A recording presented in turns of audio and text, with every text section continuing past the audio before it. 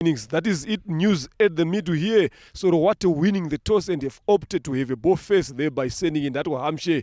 The match is going to start in a few minutes. Stay tuned.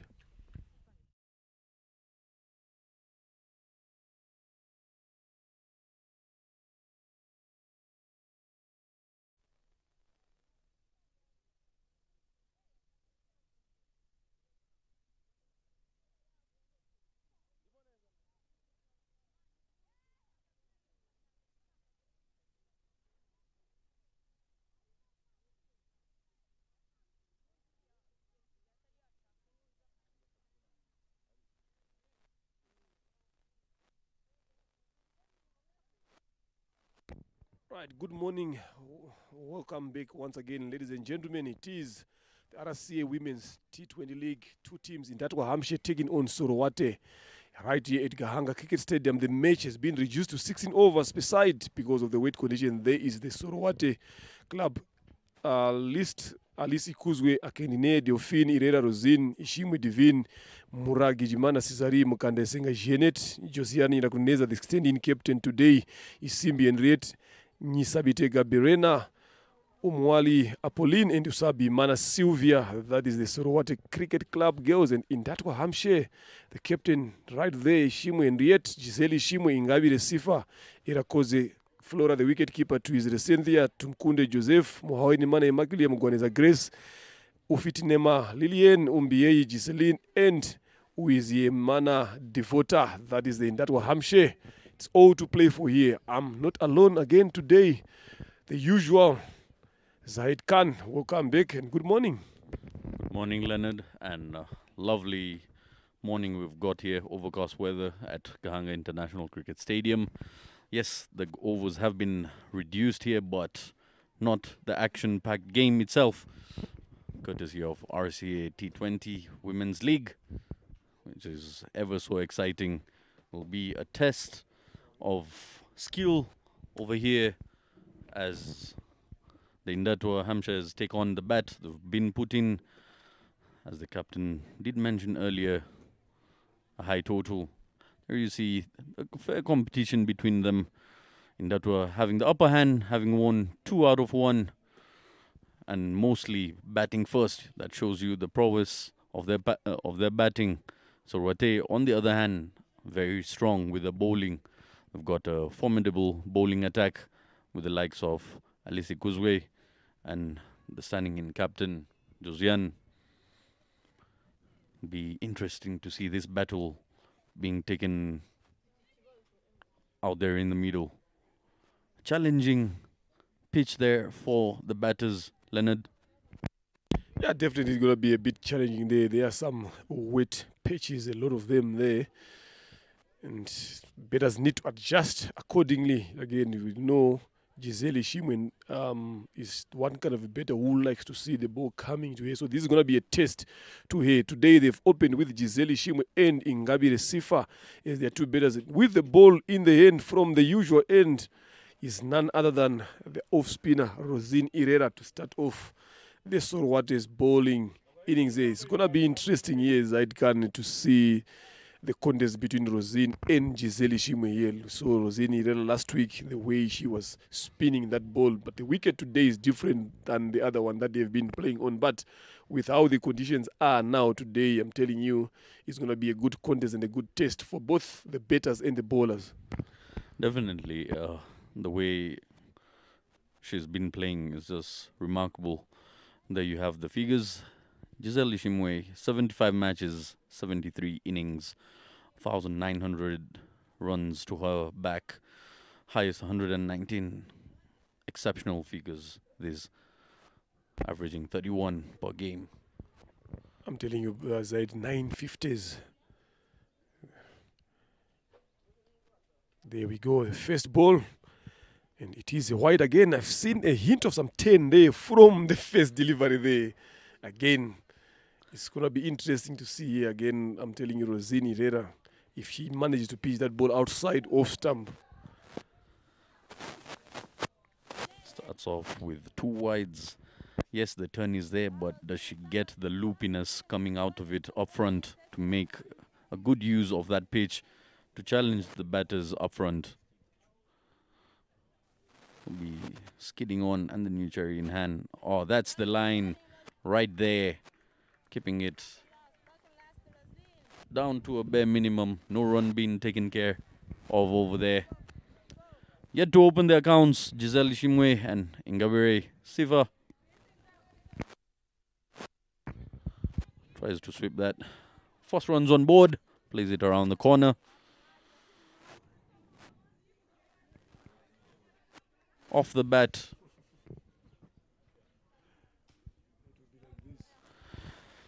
We will get to see aggressive batting by Indatwa Hampshire, understanding that the overs have been reduced down to 16. So they need to make the most out of it.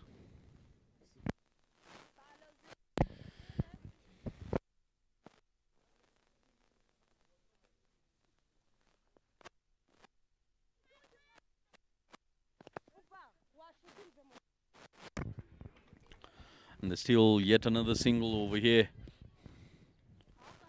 Very streaky between the wickets. Giselle Ishimwe. The throw was there, the opportunity was there. The fielder not as quick as Giselle, picking up that fairy single. 4 runs on board. She will be looking for runs over here, as last game she wasn't able to put much on the board for her side.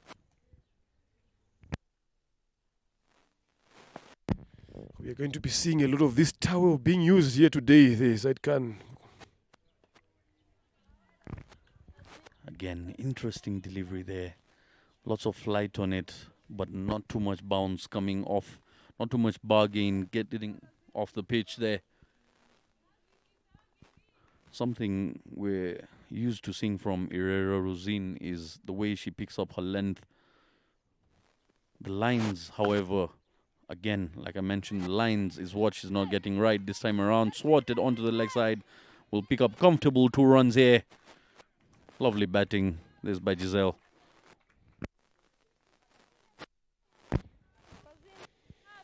mean, if you look at all those 5 deliveries that she has bowled so far, the line is something that is very much questionable here for Rosini. Herrera being an off-spinner, turning into the batter's legs, and she's starting the ball on and around leg stump line there that allows Giselle Ishimwe to go and opt for that sweep shot. So it's something that Rosini Herrera need to pick and come up. This is where she has to be bowling there again. Good shot there, magnificent from Giselle Ishimwe. Again, 2 runs it is, direct hit. Oh, there, that could have been Ingabire Sifa's downfall there. I'm telling you, Zaidkan, if the bowler had managed to gather that ball, I think Sifa was going to be the end of the innings there. Running between the wickets again today only in these conditions is going to be something that is going to be key again. The communication, the running between, again, is going to be crucial in this game, because it's not going to be easy for you to get those boundaries. So you got to be able to be good at running between the wickets. So your judgment, your calling is going to be crucial in this game. End of over number 1. 8 runs on the board. Yeah, yet to lose a wicket there in that Hampshire. And from the looks of it, you can see on the screen Ingabire Sifa there, not comfortable after picking up that extra run there. Giselle, very fit, very quick between the wickets, will be challenging her to pick up those runs, as you see the ball not racing away to the boundary due to the dampiness of the outfield. Giselle understanding the task that lies ahead, trying to pick up those singles and doubles to keep the run tally running. But Ingabire Sifa needs to be on the same page as her partner out there in the middle. You could see the struggle. She could feel the pain coming around her lower back, trying to stretch for that extra run. This time around from the pavilion end, we've got Usabjimana, who starts off with a beautiful delivery outside off stump, trying to lure Ingabire Sifa to go fishing for that. Once again, have a look at that. Driven this time around, they will pick up a quick single. Something Sorwate has been really struggling with is the fielding within the inner circle, Leonard. Always gifting away those singles and doubles, which keep the run piling up ever so. It's not the boundaries that really get the big scores here. It's the singles and doubles, and Indatwa Hampshire will punish you every time they get an opportunity to steal one. Very good point there.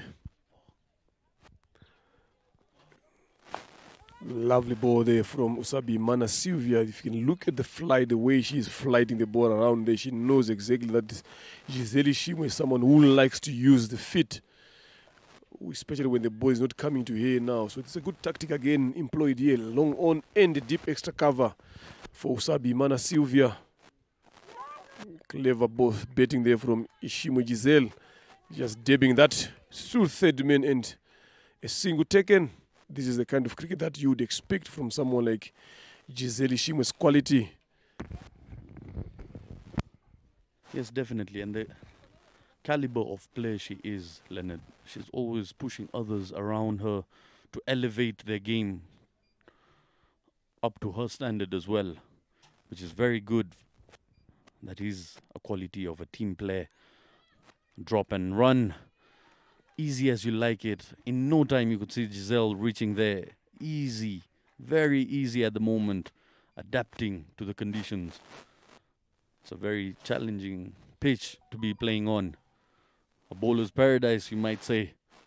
All sorts of trouble coming your way.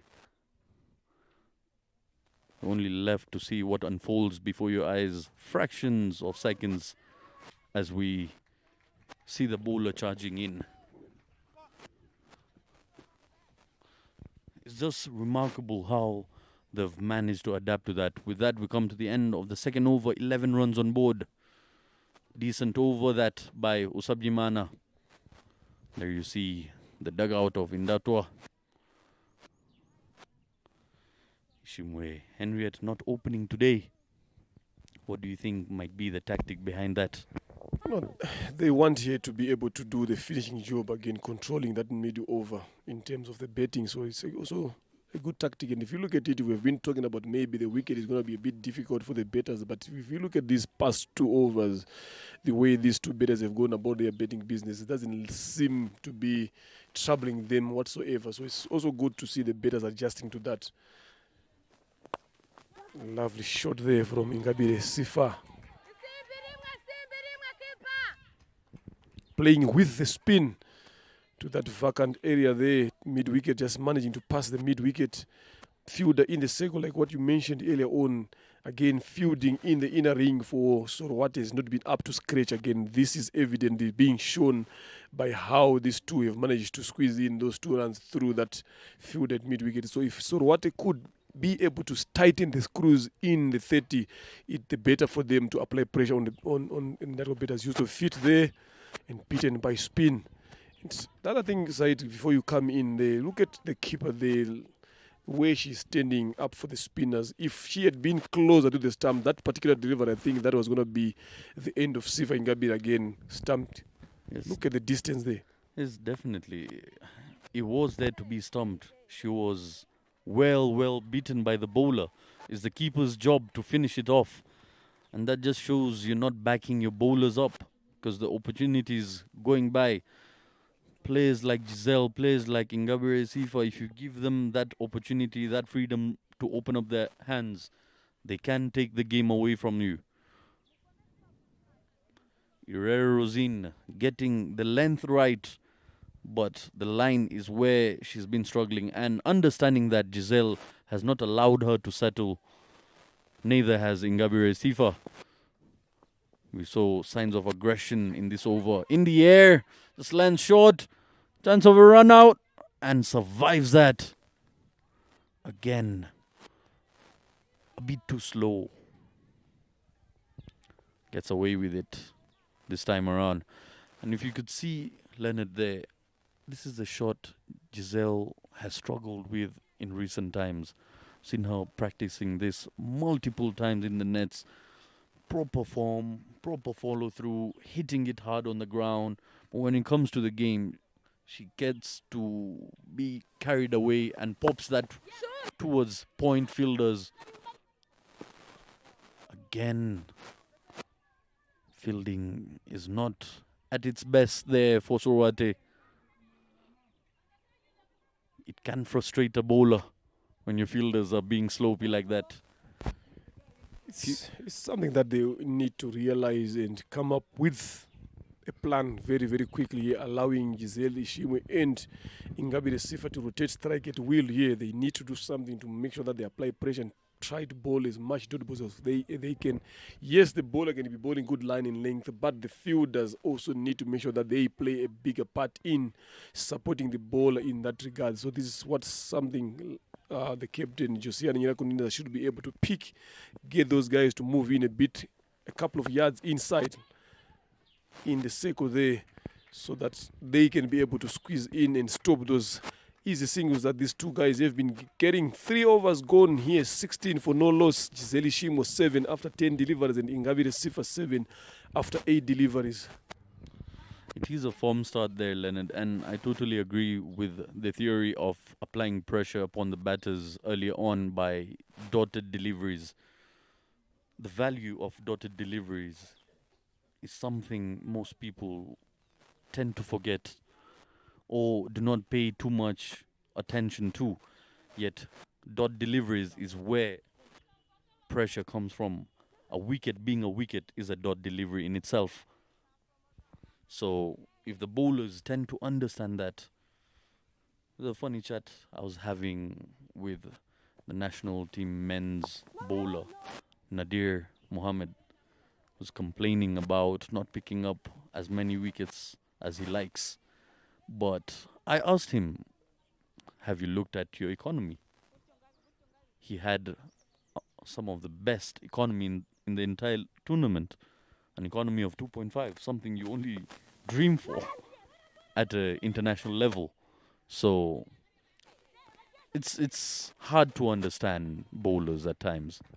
Good running between the wickets there from Giselle Ishimwe, managing to steal 2 runs there. Again, the inner fielders for Sorowate are not doing justice to their bowlers here. That ball could have been stopped. It was not a single at what point whatsoever, but at the end of the day, they managed to get in 2 runs. So, something that they need to work around upon. Again, lovely piece of bowling there from Usabi Mana. Sylvia denying Sifa Ingabire to rotate strike. These two have been rotating strike at ease. So this is what they need to do. You need to make sure that you stop them from rotating strike as much as possible so that you force them, draw them into playing in those bigger shots. Then that's how you get a wicket. Again, Well, of course, the drop in front. Whoa, being smart now. This is what you need again from your fielders and the bowlers again. Smart bowling there from Musabi Mana Silva into a second over. Already she has conceded only 5 runs. So it's lovely economy as you spoke about as a bowler. Yes, you might want to take wickets there, but sometimes it's all about how you control the game, and this is what Usabi Mana Silva has managed to do in this particular game. Yes, wickets will come as you go on throughout the innings, but the most important thing is to make sure how do you apply pressure to the batters by bowling dots. Yes, definitely. And again, the two sides to the coin. Batters do tend to apply pressure upon the fielders when they pick up runs in such an easy fashion like that. The ball is being driven to the fielder, but the fielders are waiting for the ball to come to them rather than having themselves charging in to the ball, restricting those runs. With that, we come to the end of the 4th over here. 19 runs on board for no loss. Team Indatwa Hampshire having a steady start, I must say. An exceptional over that by Usabjimana. Just 3 runs coming off it. Dot deliveries is what will really help Sorwate here. And the other thing that I've seen maybe that is making Sorwate getting carried away is in that Hampshire have not yet gotten a boundary in this 4 overs. So sometimes as fielders, you get carried away because you haven't seen a lot of boundaries or even a boundary coming in. Then you think that you are in control, but you are forgetting that these guys are going at 4 runs and over, taking singles there. Change of bowling from the airport end. Mkanda Isenga Janet comes in and she starts off with a wide delivery. So it's something that maybe Sorowate is not realizing that these guys are taking singles. Yes, they are not taking boundaries, but they are taking singles each and every time that they get on strike. Look at that again. Good running there, good placement from Imakaibire Sifa. That is a form of aggression, Leonard. That is a statement you're creating as a batsman. You're taking runs at will. You're taking singles at will. And earlier on, having a chat with the coach of Indatwa Hampshire, he predicted the outfield being slow. And his approach to this game was try to enforce as many singles and doubles as possible. It's always concerning to a bowler finding a different batter every time you're bowling. Lovely shot there from Giselle Shimwe. But that should be easy. 2 there for Indatwa Hampshire, trying to put in 3, but the throw was good enough to deny that. Now she's starting to make her presence known there at the wicket. Shimwe Giselle, 9 runs so far off 12 deliveries. And Ngabi 11 or 15. On any other day, that would have been a clear boundary. But as you can see, the slow outfield there just holding on to that ball much longer, much more than any other surface. It's playing very tight to a body. So far, what I've realized, Leonard, to Giselle, you do not have to give her room outside of stump. Try to keep it as close to that front pad. Again, similar looking shot. She's so quick onto that shot. If you happen to see the footwork there. Sifa there. Not being active, not being on the same page as her partner. That would have been a comfortable run. And they're moving exceptionally well here. 25 runs already on board. Final delivery of the 5th over, I believe.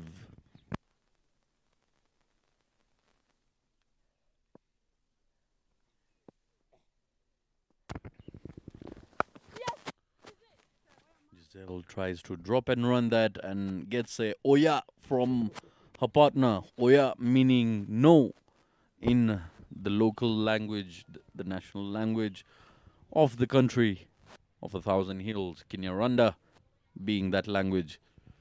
So often we hear such communications. You've been to this country for such a long time now, Leonard. Interesting words you come across. There you see Indatwa Hampshire on top, played 6, winning 5, losing 1, 10 points. Gahanga Queens 6-4, winning and losing 2, 8 points. Sorowate plays 7, winning 4, losing 3 and 8 points. And Charity on 6, played games and 3 wins, 3 losses, 6 points. White Clouds not yet to register a win, having played 7 games. End of over, number 5, there 25 runs on the board for no loss. Both batters are on 11 apiece, all of them after having facing similar number of deliverers. End of power play there, umpire Jackson Zaisenga signaling the power play 5 overs, yes, because the game has been reduced to 16 per side. So now Cesari Muragijimana comes into bowl and replacing Sabi Mana Silvia from the pavilion end, right arm medium pace. She will be bowling. She will be bowling to Ingabire Sifa, who's got a decent start, respectively 11 of 15. Probably looking to drive that again. The captain being slopey there. Could have restricted that. So far, the bowlers are not really, the fielders are not really moving in with the bowler, giving that extra opportunity to the batters to rotate the strike. And now we've got the leading run scorer of this tournament, Giselle Shimwe on strike. Once again, up and over. And that will be the first boundary. You could see the sweet, sweet connection. No outfield is stopping that one. Beautiful hands that. And if you look at that shot, Zaid Khan, the way Giselle played that shot, this total control. They look at that. Again, there, just opening the blade, again, throwing her hands into that, piercing that gap. Rosini Herrera, a deep extra cover, had no chance whatsoever to run across to stop that.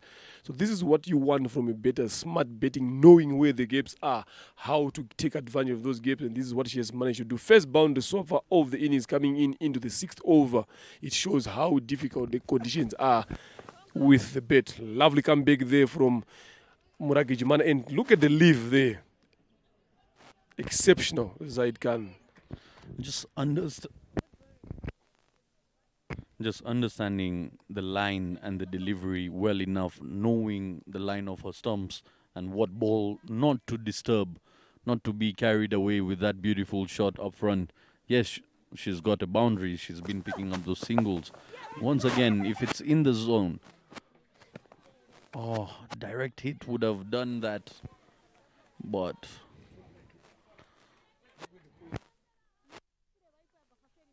I believe if you to take a throw out of these two batters, you should always go for Sifa's end, because Giselle, more often than not, will not give you the opportunity of a run out. She's very quick between the wickets.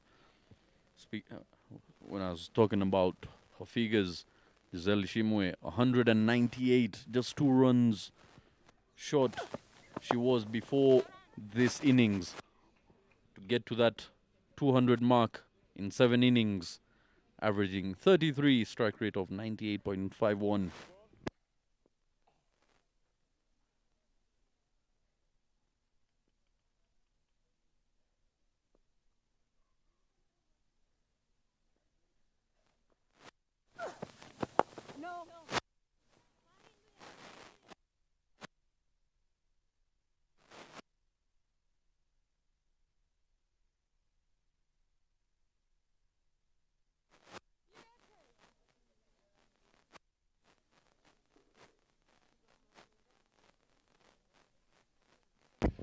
Current partnership is 31 of 36 deliveries. Giselle Shimwe, 11 of 15. Sifa again. Both of them contributing healthy there. This is what you need up front from your betters.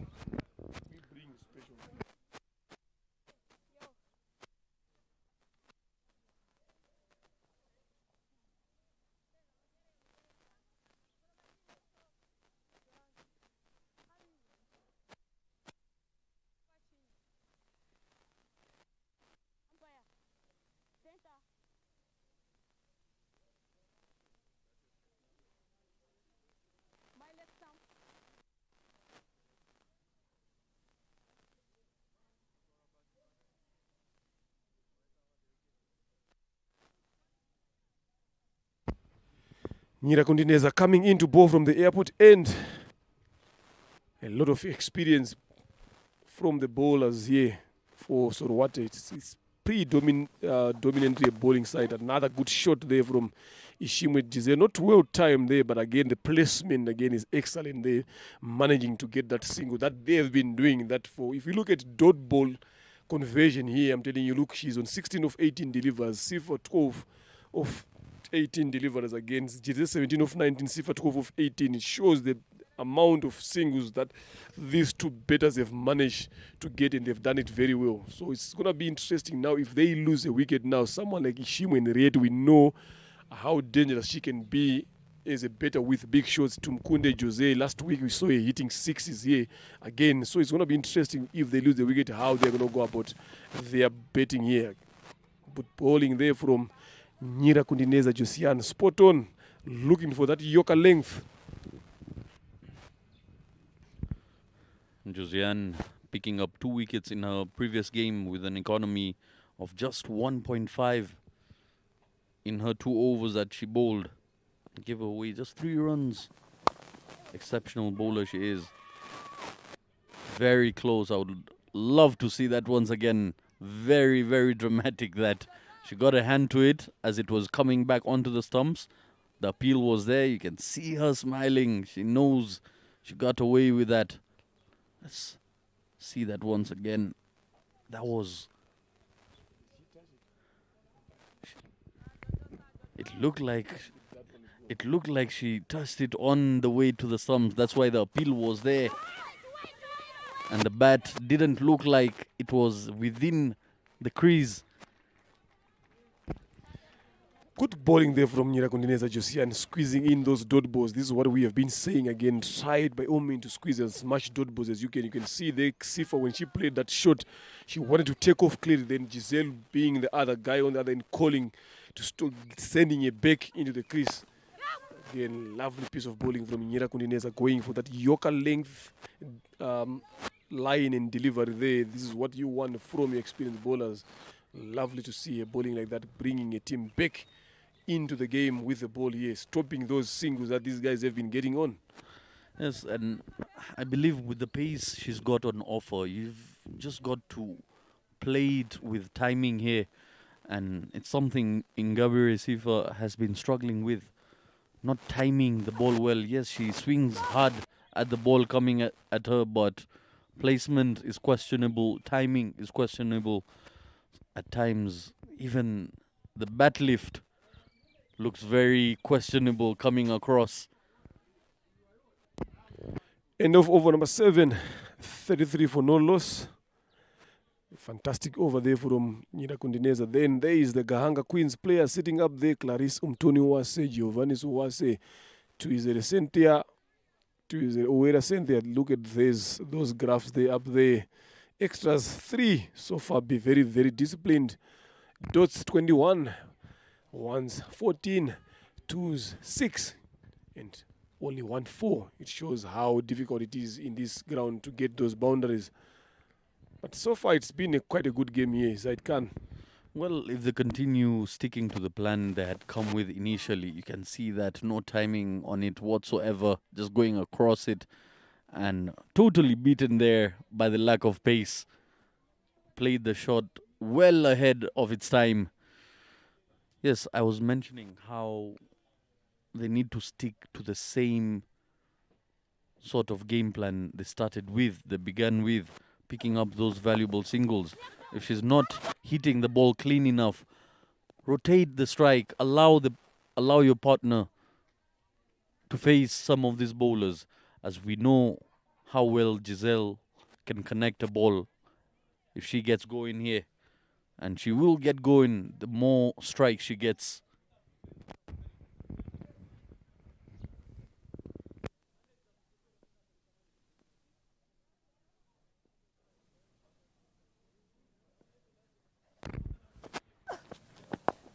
Again, tight line, but look at the control in that, Leonard.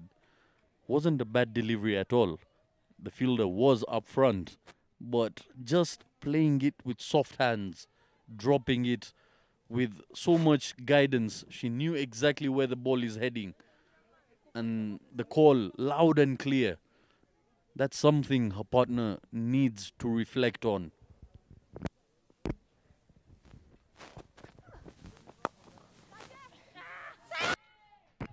Whoa, opportunity there being dropped. Just tells you what sort of a day Sorwate are having out there in the middle. They tend to drop catches. See, plays across the line once again. Straight, simple forward catch. Not quite sure, went down on all fours trying to get that one. Ooh. Seems a bit harsh there by Jackson. Very close to that white line. Ragijimana. You can imagine the sort of mindset bowlers have once a catch has been dropped. You wouldn't like to match eye to eye, especially with a pace bowler. They always give you that glare, you understand. Again, smart betting there from Ingabe Siva, managing to rotate strike. They're letting the ball come to you, just drop in front. But so far, it's so good there for Sorowate. As long as the boundaries are not coming in for the past 2 or 3 overs, they've managed at least to win about 4 or 5 dot balls in that period. So this is something that they've done, and they've done it very well. But for in that Hampshire, these two guys have been up there long enough. Now I would like to see now one of the two starting to step up the gear now, get the run rate above 5, above 6 runs and over there, because you have been there long enough now, so you know exactly what you're supposed to be doing. Yes, rotating strike like this can be good again. Yes, there's still a long term, but one of these batters should just give it a go and start opening up their arms and shoulders now to get that ball straight to the boundary. 38 for no loss, 8 overs gone here into the last 8 overs. Zaid Khan. Yes, definitely. And it's something I wanted to ask you about. You've worked with Giselle Ishimwe yourself. Does she happen to be that exceptional player that gets the equation in her mind, understanding that, yes, the singles are helping our side, but my partner is not on the same page. She's not firing on the same level as I am. If I'm watching the ball clear enough, I should start clearing a few shots, go for bigger shots, not forcefully look for those singles when you can clear bigger shots. So that is the sort of difference between a good player and a great player and an exceptional player. She is a good player. She is the top scorer in the tournament here. But is she a thinking player? It will be a test of her thinking to know and adapt to the conditions of her partner out there in the middle. Because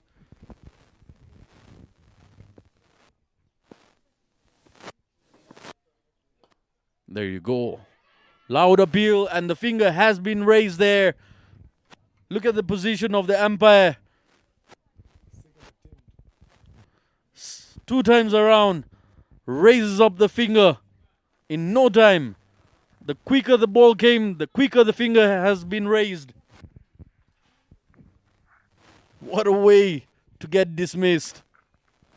This is unfortunate for Siva Ingabire again. That was a good shot there played by Giselle Ishimwe, but Josiah Nyinakundineza, look at that. Trying to look for that gap there, but a bit more straighter. Get a hand to that. And he straight the stamp Sifa because he begged enough, too much.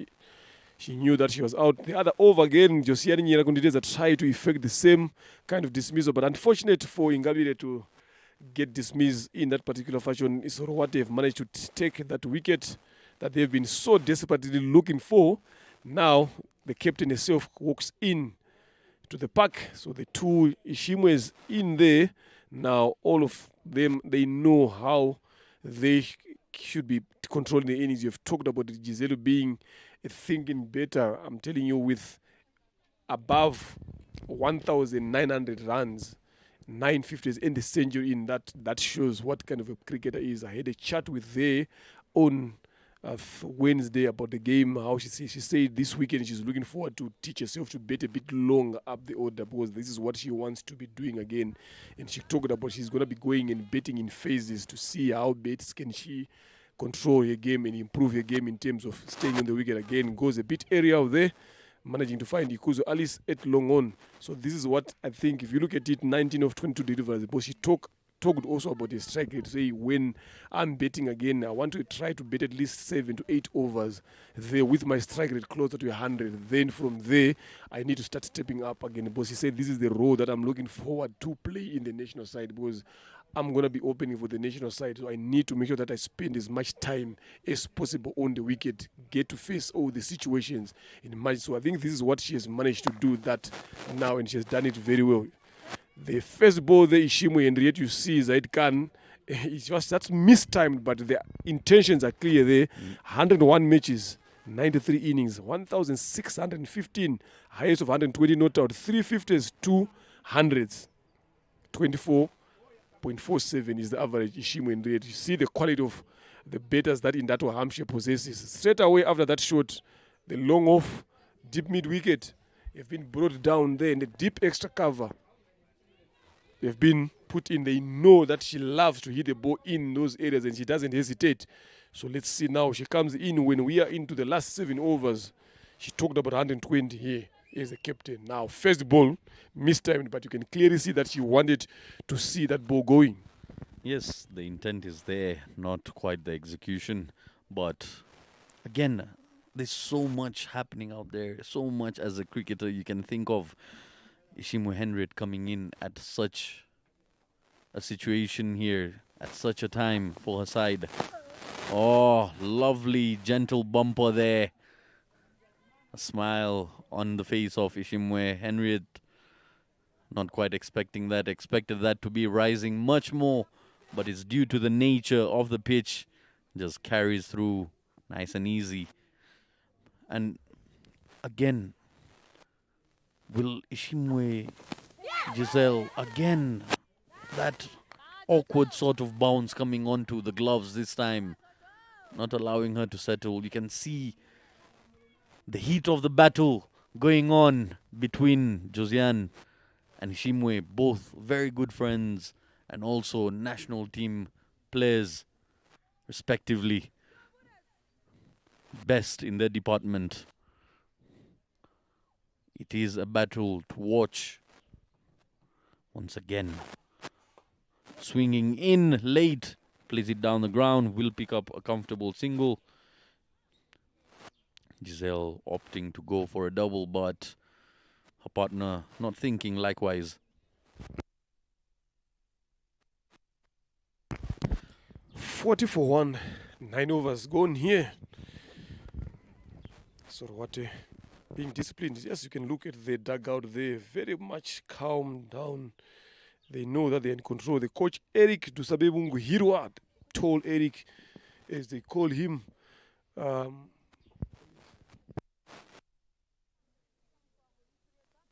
there's a dugout there with the legend, the veteran there, acting as a mentor, Sarah Uwera, nursing a shoulder injury. In the road to recovery, we will be seeing a back maybe in the national colors early next year. But for now, she is doing the mentoring jobs for a club, something that you would want to see from your cricketers again, when they are not playing part in the game, but also they come in handy with information advices to the youngsters. This is what you want. Change of bowling from the pavilion end. Moragijimana has been stopped now. Sylvia Usabimana comes back into the attack. She bowled some good 2 overs there for a team. Now can she do the finishing job for the team here? Drops it short, but not well executed the way she would have loved it, but could not stop them from getting that single that they've been getting on now. You can see the frustration from Ishimwe in red. She knows that she could have done better with that particular delivery, but because she went too hard on the ball a bit too early, then the timing was off the way there. It seemed more like an instinctive shot. Something just got swatted through onto the leg side. And at the back of her mind, she knows she's lucky it didn't carry the distance. Plays it down the ground. That will be a boundary. No, lovely bit of footwork there by Alice. Not allowing the ball to touch the boundary ropes. Love to see that once again on a replay. Lovely effort there in the deep. So close, yet so far.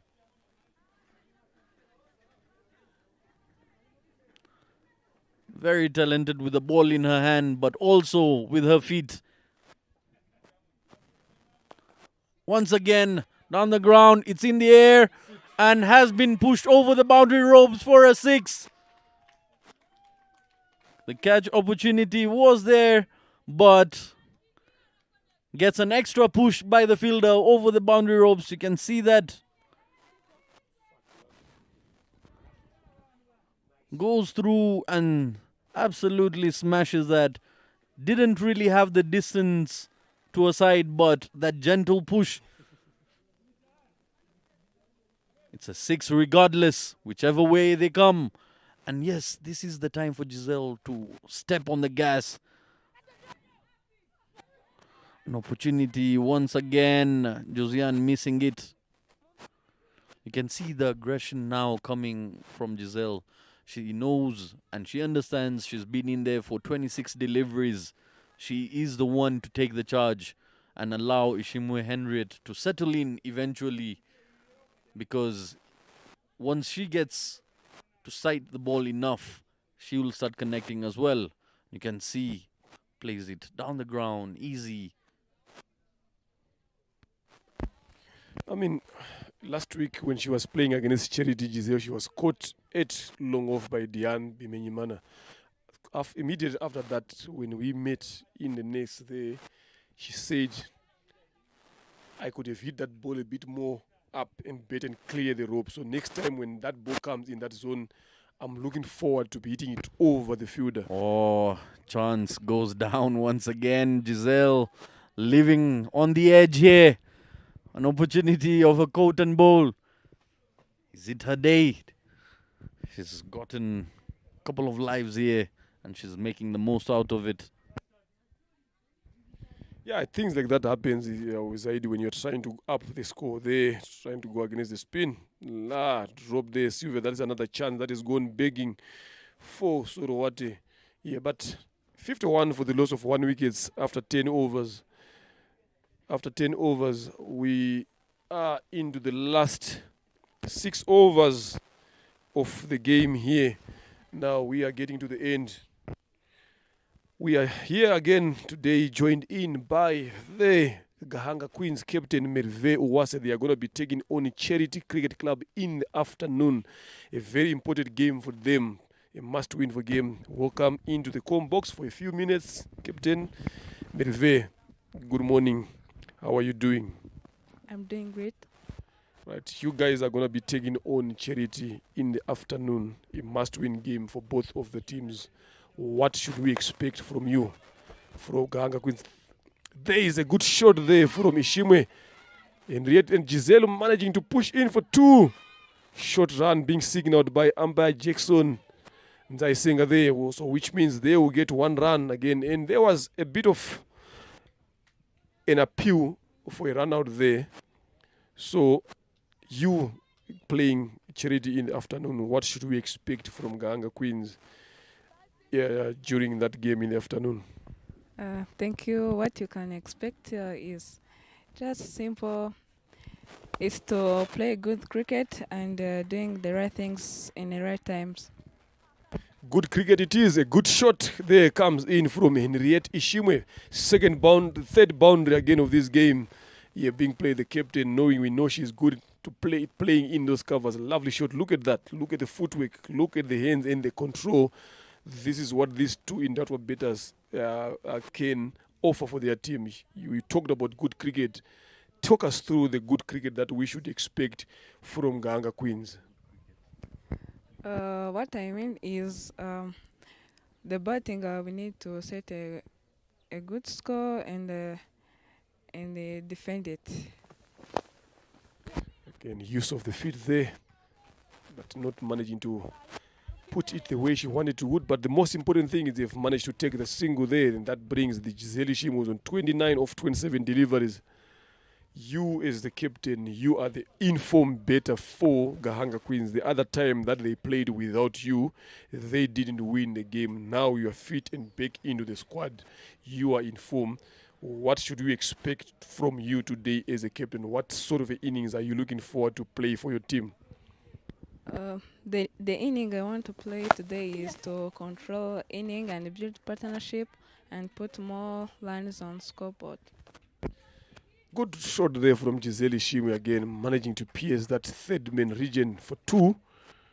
Lovely piece of betting. Now, looking at these two betters that are betting there for Indatwa Hampshire, the way they've gone about their betting, what is Gahanga Queens? Because I've seen a lot of your players are here already watching the game. What positives have you guys picked from these Indatwa betters? Those two batters, they are doing great job. They are taking a lot of singles, and the bad ball, it is gone. And not forgetting the bowling. Again, good squeeze in of the single there by Giselle Ishimwe. Alisi Kuzwe being the one who's bowling from the airport end. Yes, not taking away the bowling. So what they've managed to bowl exceptionally very well in this game. I think they've managed to concede only 3 or 4 extras. From the bowling perspective, again, you and your team are sitting there. What can you learn and what positive have you picked from the Sorowate bowlers that your bowlers can also learn going into the game during the afternoon?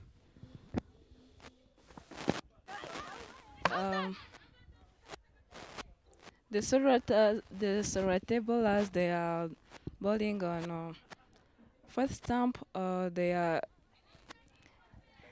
more consistent.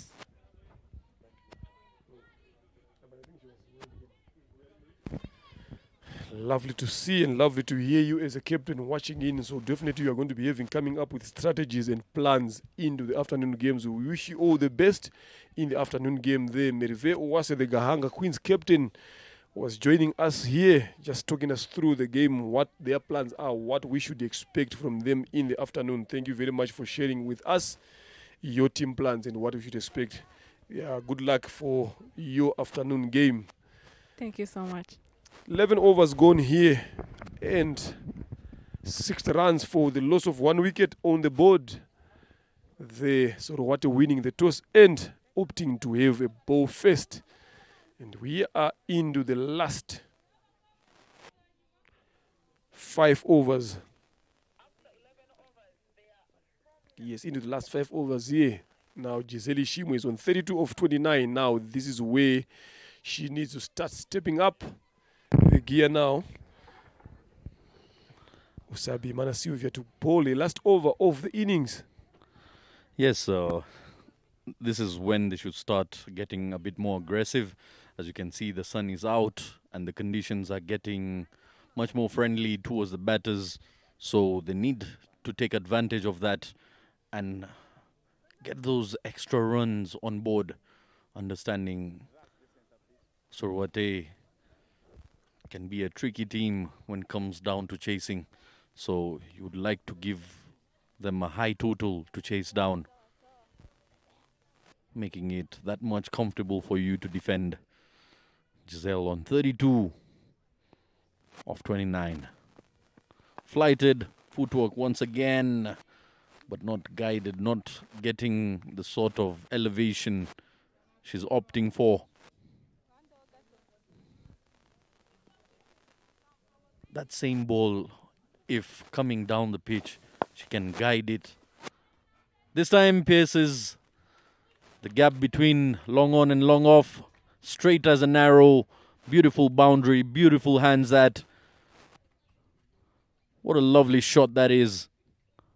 She knew exactly where she wanted it. The previous delivery, she didn't get that. This time around, corrects herself. She will need more of those, understanding that is the easiest part of the ground to access. The ball doesn't slow down there. She's targeting it well. Once again, connected, and that is the first maximum of the game.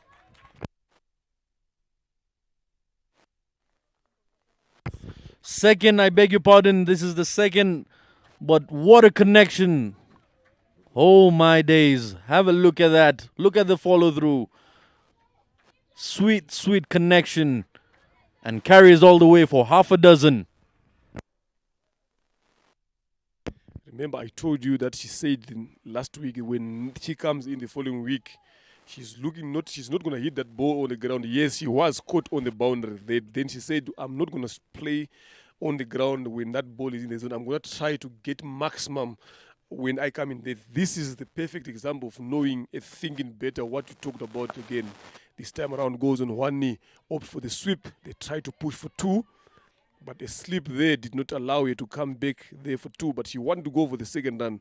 So this is going to your question you asked earlier on about her being a thinking cricketer, someone who likes to see herself improving in other players. This is what she said. She just said, I'm not going to stop playing that shot. What I just need to do is make sure I go over the fielders or I go into the gap and get maximum. So use of the feet again from the captain, but finding Alice Ikuzwe at long off the 1 run it is. So this is what you'd want from your batters, coming up with plans how to better their game, and this is what she has managed to do here. We talked about she said she wants to bet a bit more longer, bet in phases. Then when she gets to the deep end of the inning, she starts going now. This is what intelligence in terms of betting is all about. So smart player Giselle Ishimwe is, and what a player to have for in that Hampshire. And again, you can see the difference of intent by both of these batters out there. Ishimwe Henrit seems to be in the mood to carry her bat all the way through till the end of the innings, while Giselle Ishimwe wants to pile up runs in a quick fashion. She's into the 40s now. A very possible 50 coming her way. Another one for the scoreboard, for the scorebooks to remember.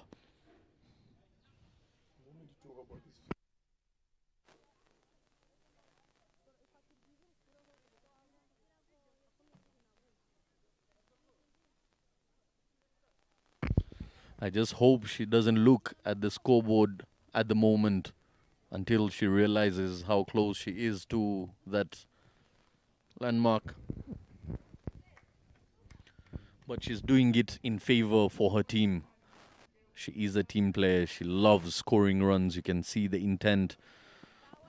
The first maximum did get assisted by the fielder, but the second one was as clean as a whistle. Once again, in the air in the vacant region. It won't carry the distance, but they pick up valuable doubles. And over a period of time, we've seen Ishimwe Henrit getting a tad bit slower than she used to a couple of months ago. Zaid Khan, if you are Sorowate now, bowling now, you've got two batters here, especially against spin. Giselle Ishimwe is coming down the track. You understand? Then Henriette Ishimwe is kneeling down. Again, this time she moved down the track as well. So these two batters have got the best options against spinners. So what kind of a field set or what kind of bowling as a spinner do you need now to start employing to stop these guys from using those options? Well, again, if there is someone who can do it for Sorowate is Herrera Rosine, because if she can get that line away from these batters and not in the slot, as you can see, Giselle Ishimwe is always seeking for that slot and she takes on the shot. You've seen her do that twice. And other occasions when she picks up a boundary. But now someone like Ishimwe Henriette, if you keep it away from her body, there you see, she's not very comfortable playing that ball away from her body. She's got her doubts. And that's where you can bring in those dot deliveries. From here on, the more dots Sorowate gets, the better it is for them. Again, you see, nowhere to go. It's just playing with the right pitch, the right flight she's giving. It's not too flighted, it's not too flat. Just there, not allowing her beating. Gets a thick outside edge there. Slopey bit of fielding, but good recovery. Again, that was the challenge I was talking about. Trying to make Ishimwe Henriette play as many deliveries as possible and make her play on the offside, not down the ground. 3 overs left in this first inning. That means 13 overs gone. It is a shortened game. Here, 16 overs per side. 76 for the loss of 1 wicket here in Datwa Hampshire. Giselle Ishimwe 44 of 35. Ishimwe and Red 13 of 16 deliveries. Good control. Good cricket that we are seeing from both the batters and also the fielding as well. It is going to be a good day of cricket here. Again, the afternoon game, Charity taking on Gahanga Queens. 2 exciting games of cricket to watch here. The only place that you can watch those games from is to come right here at Gahanga Cricket Stadium, or just follow them online. Live coverage there. Then you can witness some fantastic women's cricket right here. Courtesy of RCA and Davabet. Look at that miss again there from Henriette Ishimwe. And smart bowling from Cesare Muragijimana, bowling the ball away from Henriette. She saw her coming down the track a bit early. Then she pushed the ball away. Smart thinking, smart bowler. This is what you want from your bowlers when they are coming in, especially at the deep end of the innings. Tournament boundaries here, 154 fours and 10 sixes, Zaid Khan. Excitement and entertainment, that's what it's all about. Once again. Well-timed, beautiful flick of the wrist this time around. Aggression by Ishimwe Henriette. She might not be the quickest between the wickets, but look at the connection. Look at the connection. Goes through with the shot in line. And that's the message being sent from the dugout. Connect the balls like that. This time around, Muragijimana just giving it in the slot. And lovely piece of connection once again. That's even bigger. That's on the mount up there. A bigger six coming off the blade of Ishimwe Henriette. Back-to-back sixes. The tally goes from 10 to 12 in no time. Courtesy of Ishimwe Henriette. Have a look at that. Launched over the fielder. Muragijimana being cocooned here. Look at the timing. Look at the sweet sound from the bat. This is what I said earlier on. Having someone like Henriette Ishimwe coming in at number 3 is the plan that in that one you've managed to come up. But why is she playing that way? Is because of Giselle Ishimwe, who has been in control. But look at those shots, Zaid Khan. This is what you want to see. The use of the feet towards the bowlers again. Another one, this time on the ground, mistimed. The mid-wicket does a good job there. Good comeback from Muragijimana. But the control, Zaid Khan, in those 2 maximum sixes from Henriette Ishimwe shows how quality. You've been talking about her being quiet for a number of games. But look at how she is stepped up now in this particular game. Yes, and just before this over, I was about to mention how noticeable it has been. Once again, and that is yet another maximum. Third of the over. She's set the mood. She wants to finish this off. What sort of acceleration are we witnessing here? Absolutely punished. Use of the feet, goes down on one knee and clubs it over cow corner for yet another maximum. So what needs to come up with a plan, and they need to come up with a plan quickly here, I'm telling you. Otherwise, this game is going out of their hands here. Look at the excitement from the dugout there. Those 3 sixes, Zaid Khan, the control, the timing, the placement, excellent. The clouds are away, but it's raining sixes here at Gahanga. And once again, doesn't connect this well enough, but they will pick up valuable runs. And 2 runs it is. Comfortably done there. Massive, massive over. 20 runs coming off it. What a boost of momentum this has been by the blade of Ishimwe Henriette. She started off this innings. A couple of shots she played in the air. The flourish of the bat wasn't as aggressive as it was in this particular over. Partnership of 58 of 35. Contribution of 25 of 13. Giselle. And 33 of 22. Ishimwe Henriette. The gears have been shifted here. We're into the 15th over, the final over. And the projected score now showing well past triple digits. And again, the captain giving the responsibility.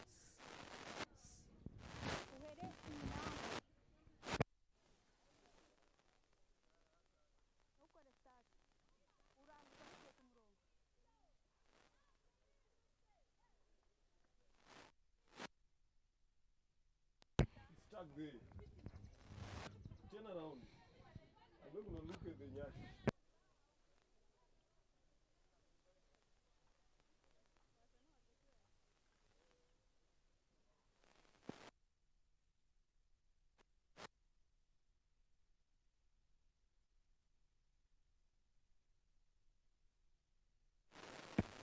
Josiane coming in for the final over. Starts off with a full toss.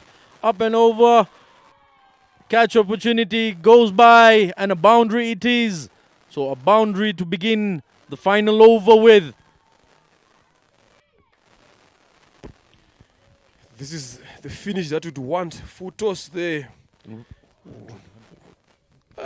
Good effort there, I must say, from Irera Rosin at long off. Not easy catches to take there.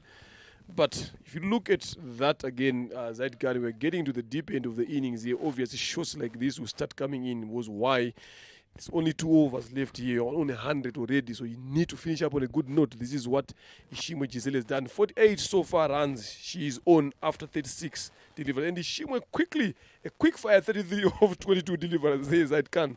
What exactly questions can you come up with to make sure that you quieten Henriette Ishimwe and Giselle Ishimwe at this present moment if you are bowling at this stage?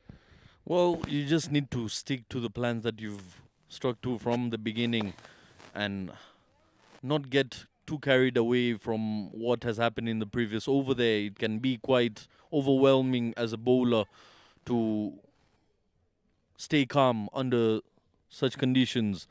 The ball striking has been impeccable here by these two, and what a way to bring up 100 for her side with a boundary. Yes, the effort was there. The forward dive was put in, but the execution wasn't good enough. And the ball just raced away. 1 bounce and 4 it was. But after that, look at the way Josiane has recovered after that. A dot and a single.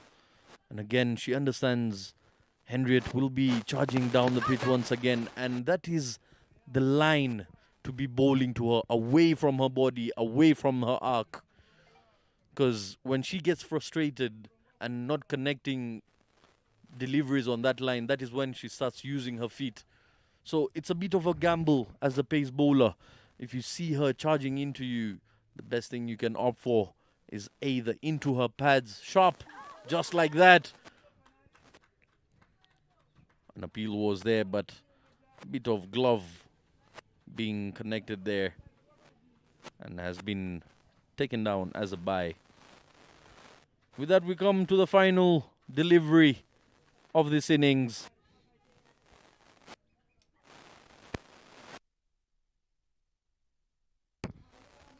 I beg your pardon, I got carried away with the way this girls are striking, having me losing my mind here in the commentary box. Slow bit of work, extra runs here.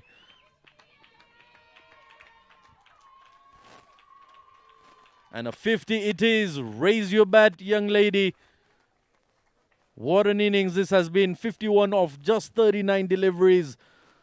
3 boundaries and 2 maximum. Strike rate of 130. Quality T20 player she is.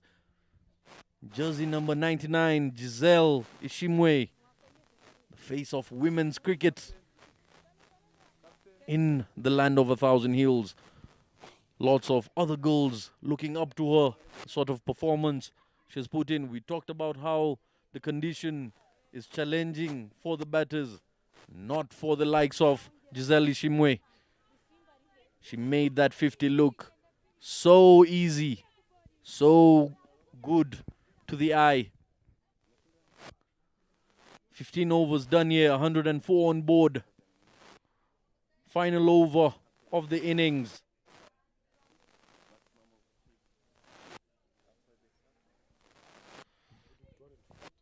She's gone way beyond 200 now. She's closing into that 250 mark. If she connects a few in this over, she'll get to that 250 in no time. Highest scorer of this RCA T20 Women's Duffabet League by a mile.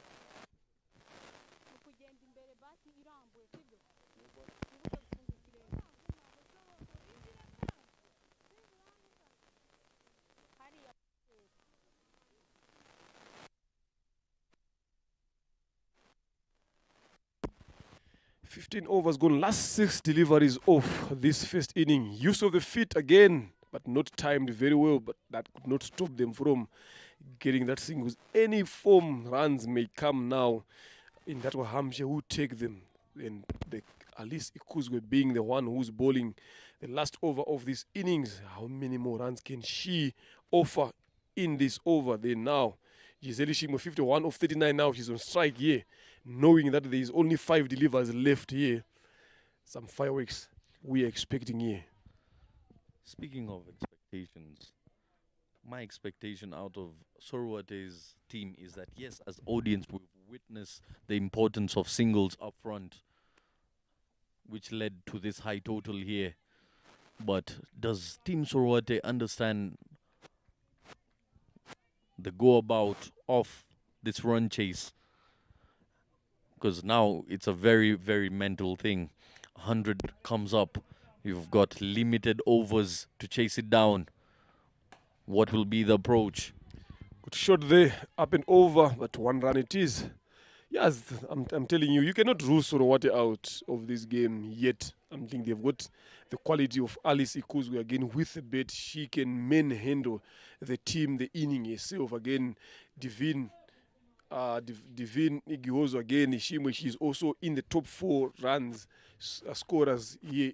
Use of the feet, lovely sweet shot there, Zaidkan. What more do you want from Henriette Ishimwe? Look at that placement, the timing, the execution again from this Indatwa Hampshire captain. Beautiful, just a shimmy down the pitch, away from her body, and just the flourish of the bat over the fielder in the vacant region.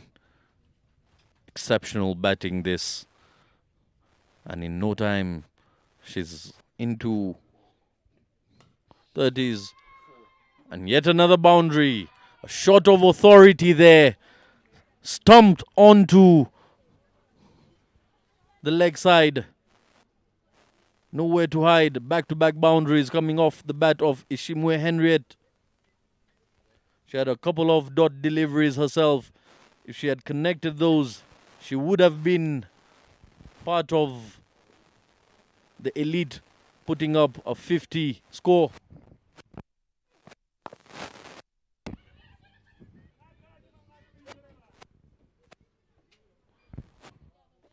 She's into her 40s in the very last over here.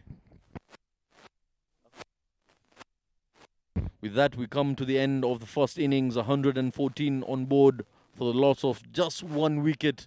That shows you the quality of batting that we've got to witness here.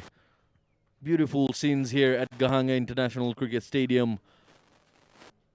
The skies are opening up. And there you see Giselle Ishimwe not out, 52 of 41. Remarkable batting. Ingabire Sifa supported, well supported, 15 of 27. A very unfortunate way of getting out for her. Ishimwe Henriette, the captain, doing justice to her game. 42 of 28 deliveries with 3 boundaries and 3 maximums, 150 strike rate. With only 5 extras, you can see the discipline by the Sorwate bowlers. They had to work for those runs. Look at the partnership. We thought the opening partnership was good, but it was one-upped by the second partnership, Giselle Ishimwe and Ishimwe Henriette, putting up 76 runs of 47 deliveries. So now, Team Sorwate will be needing 115 in their quarter of 16. There you see the bowlers not picking up any wicket, any bowler picking up a wicket here. The most expensive of the lot being Morajijimana Cesari, got clubbed by Ishimwe Henriette. What an over that was. 20 runs coming off it.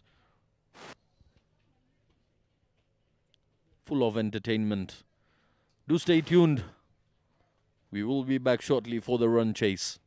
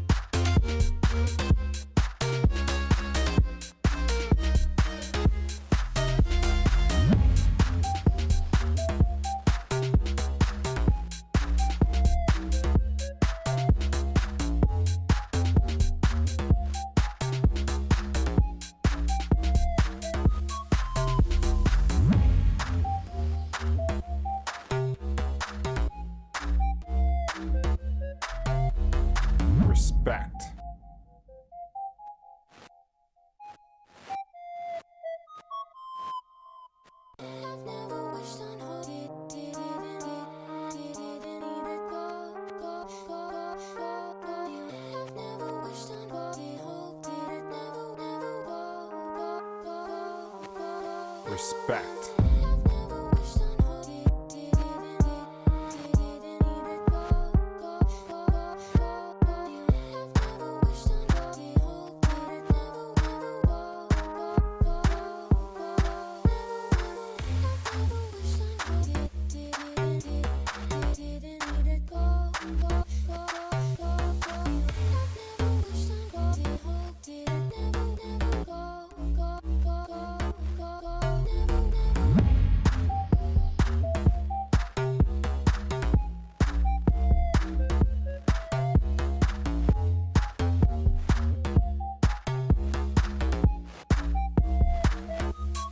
Respect.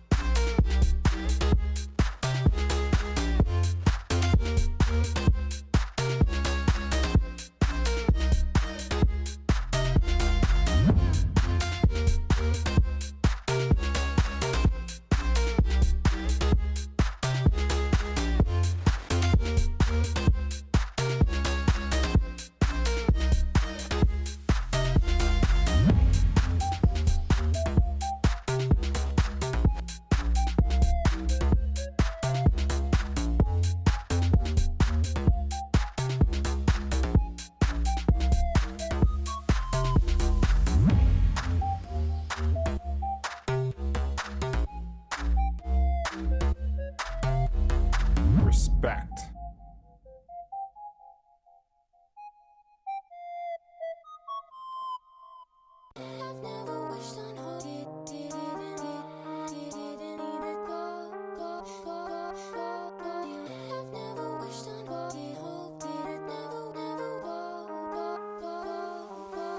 Respect.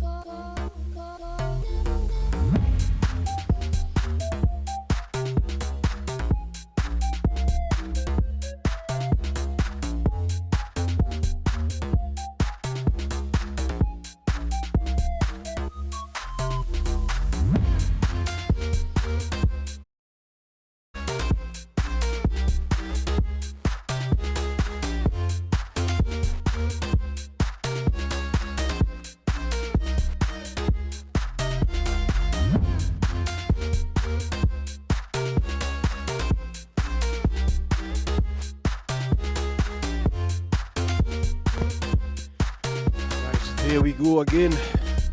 Second innings about to begin. In that one, Hampshire posting 114 of 16 overs for the loss of 1 wicket. Sorowate needing 115. Earlier on in the morning, they won the toss and elected to have a ball first, where we thought that the wicket was going to be hard enough for the batters. But in that one, Hampshire came up with different ideas and tactics. Henriette Ishima, the captain, talked about putting 121 on the board. She was very, very much positive and evidently shown by the way she batted. A good knock, quick one. And Giselle Ishima scoring a half century again. Rajat being half century number 10 in her career so far. So it's the field read something. The wicket again, if you look at the figures there, it didn't play exactly we expected it to play. It played fantastically, very well. Now, with Alice Ikuzwe and Ishimwe Divine Igiozo there for Sorowate chasing 115 runs, Zaid Khan, Muhaweni Mana Immaculate being the bowler from the airport end. We know the quality of the bowler she possesses. Now, you are putting you in Sorowate's betting shoes, Zaid Khan. What approach should we expect from Sorowate? Well, knowing the pace on offer by Immaculate, we've got Ikuzwe Alice, the captain, coming in up front from ball number 1. Up and over, but there is a fielder put up for that. Very wise thinking by the captain there, placing that fielder there. Knowing, yes, Muhaweni Mana does possess the pace, but at times she gets carried away with the line. So the batsmen, the batters can use that against her and use her pace to put the ball to the boundary ropes. She needs to keep it tight. And this game can be won by Indatwa Hampshire in that power play period. If those 5 overs are not being taken care of earlier on, it will become a bigger task for Team Sorowate to recover from. I'm telling you, 42 of 28 balls. Henriette Ishima, a strike rate of 150. Giselle Ishima, 52 of 41, a strike rate of 126. 2 sixes and 3 sixes for Henriette Ishima, respectively. Lovely shot again there from Divine Igiozo to start off the innings. Positive attitude there being shown by these two Sorowate batters. Again, Zaid Khan knowing exactly what task is lying ahead of them.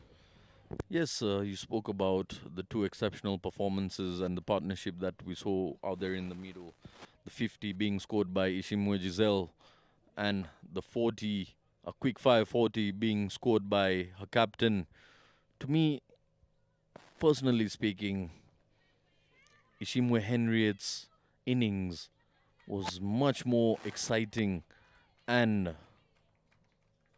valuable than Ishimwe Giselle's, because yes, she got to a 50, but look at the amount of times she got a life given, an opportunity. The catches were there to be taken, but she got assisted with that. She got to her 50. Unlike Ishimwe Henriette, who came in and dislodged the side. Bowling 1 down to the leg side. Wide it is. Sorowate here should be targeting at least rotating strike if they're not going for the big shots. Because what we saw from that first innings, the singles and doubles were there all the time.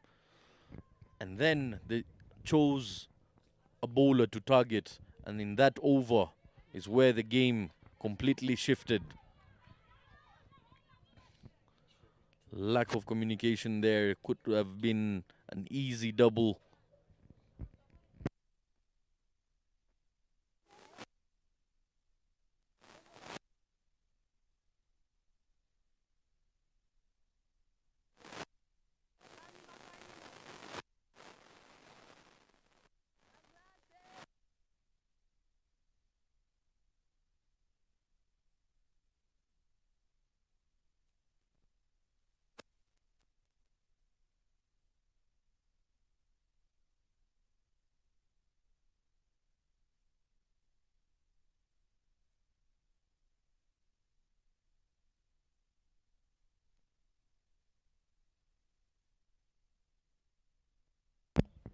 Good start there. I'm telling you, going at 6 and over so far. As sweet as you'd want it, Zaid Khan. We thought it only happens in the World Cup. These girls must be watching the World Cup here. Look at that shot again. We can see that again there. Parfait. That is a lovely shot to see. Look at that. Lovely. Sweet. Good cricket that we are seeing here. Some good shows there. Just guiding it up and over there, watching it till the very last moment. Couple of new shots being brought out of the bag here.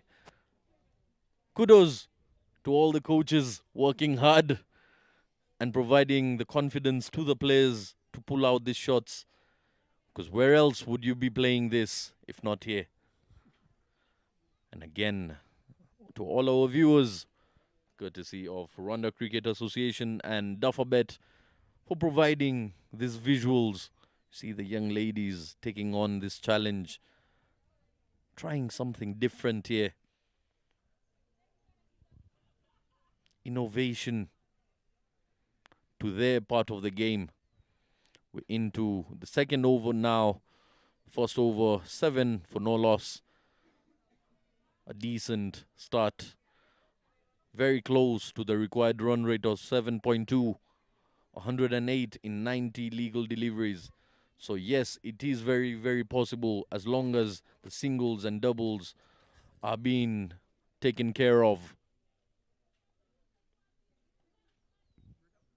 The sun is out. The pitch is shining now. You can see from the visuals on the screen.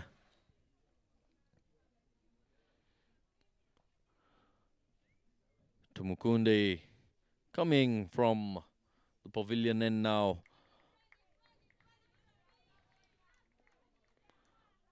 Introduction of spin.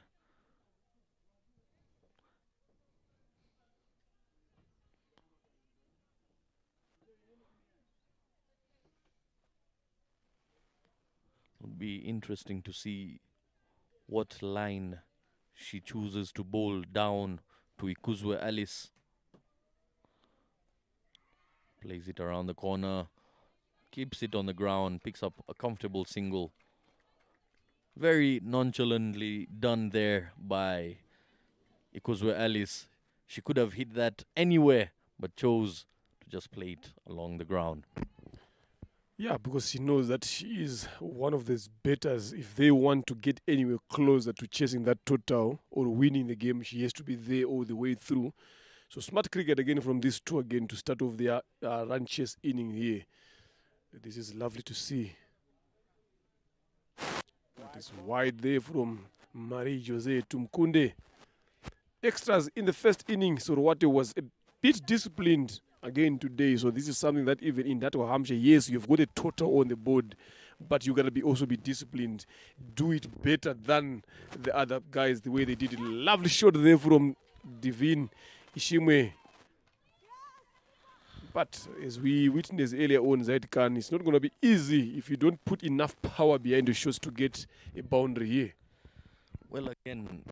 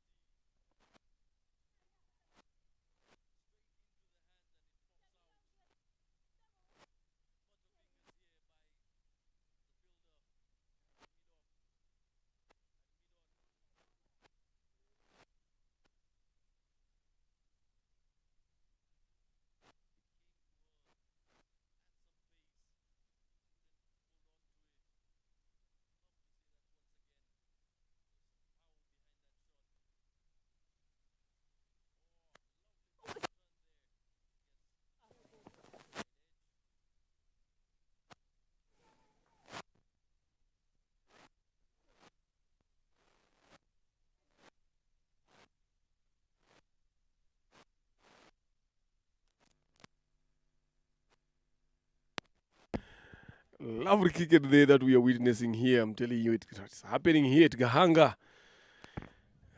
Good shot there, but for no runs there. Good stop in the covers from the young Devota. End of over number 2, 13 for no loss. Yes, you've asked a question about what sort of a better was I during my playing days. Look at that sort of what a dugout again. Well relaxed, well in control. Zin Irera, Josiane Nyirakundineza, Henriette Isimbi. All of them are capable enough with the bet. You know, it's during our playing days. During our playing days, when we used to play, I think I was fortunate enough, Zaidkan, to play all the 3 versions of the game. So it's all about adjusting. I was that kind of a better who play according to what the situation requires. If you want me to stay on the wicket, I'll probably do that. If you want me to go for the ball, I was also good enough to do that. You understand? So I could not say that I was someone who's known for big hitting or someone who's known for blocking whatever, but I would make sure that whatever the situation requires me to do, I was good enough to do that, because I usually betted at number 3 a lot of the times in my career. So that shows what kind of a better I was. Alice Ikuzwe tries to go to the leg side, but top edge goes up in the air. Flora Irakoze could not get enough time to get to that ball, and This lack of communication between the keeper and the bowler. The bowler thought the keeper might take it. The keeper thought the bowler might take it on her follow through there. And again, the reason I asked you that question is most batsmen, once they reach that level of understanding of batting and their game, they tend not to touch the deliveries going down the leg. We've seen the likes of the great Sachin, Ramesh Tendulkar. Any ball going down the leg, he wouldn't bother. It is a free run. The bowler has to go again and bowl it again. You get an extra delivery.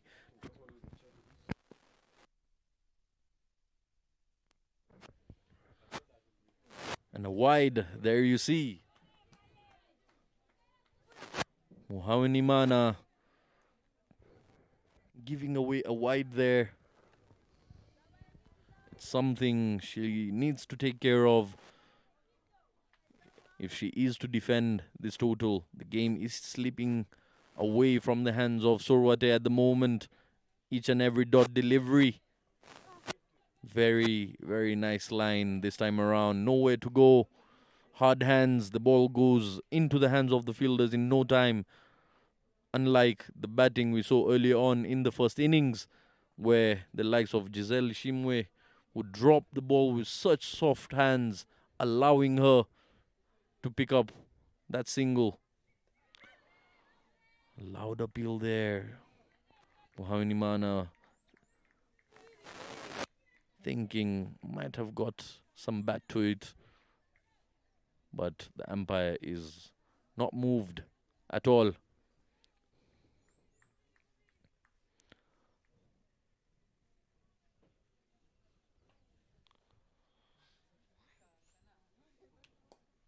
Plays it on the ground, driven, and lovely bit of fielding, but they still managed to pick up a single. Final delivery of the third over here. There's 2 more overs left after this off the power play. Haven't lost a wicket yet. That is the positive Sorwate girls have at the moment. Once again, caught fishing outside off some. And these will be valuable runs. Goes over the fielder. Pick up 2 runs comfortably here.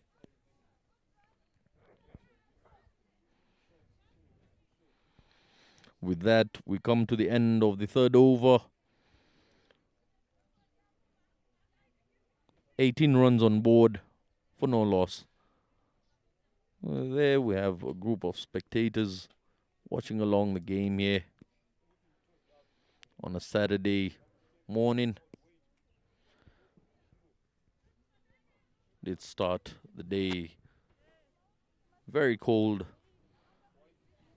Light shower earlier on, but not spoiling the cricketing day not coming in the way at all.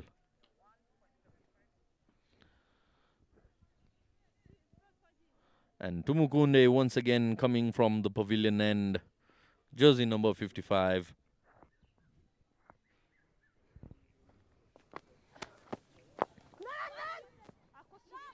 Once again beats that fielder, but there is another fielder to cover her up. Very well placed. And doesn't really come off with the sort of pace that Tumukunde provides there. She doesn't get too much bounce. Not enough bounce for the batter to worry. Stays very flat, in fact. Those are the sort of bowlers it's difficult to get underneath the deliveries to hit them over. Shimwe here having a really struggling time. Plays it around the corner this time and finds the fielder once again. And a catch has been taken. Her miseries come to an end. Ishimwe Jihozo Divine has to depart for 6 of 11. Never looked in control there. Tried to smash it on down the leg side. Have a look at that. She had all the time in the world to play it wherever she wanted. And she found that one fielder. Comfortable catch being taken.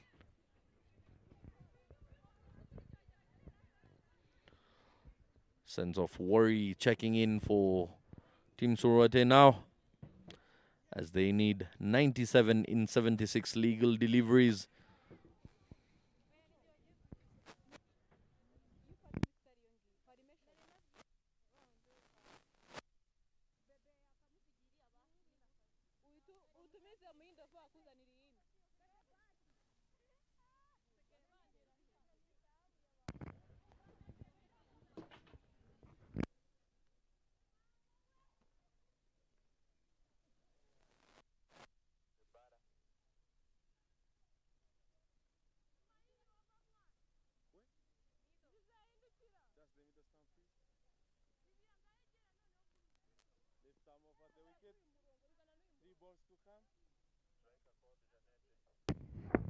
Tumukunde picking up her first wicket in her second over. Flighted delivery once again. Tries to drive it, get some bat to it, but no runs being scored here. Not timing it well, just putting some bat on it. And the new batter in is Jeanette. Oh, lovely bit of turn there. What a delivery that was. Not reading the delivery. Again, it's that slow teasing pace of the spinner. Not quite sure. Will it hold on? The left arm getting the spin away from the right-handed. Sometimes it grips and turns away. Sometimes it just holds on, skids on to the line. 18 for 1 after 4. Team Sorwate.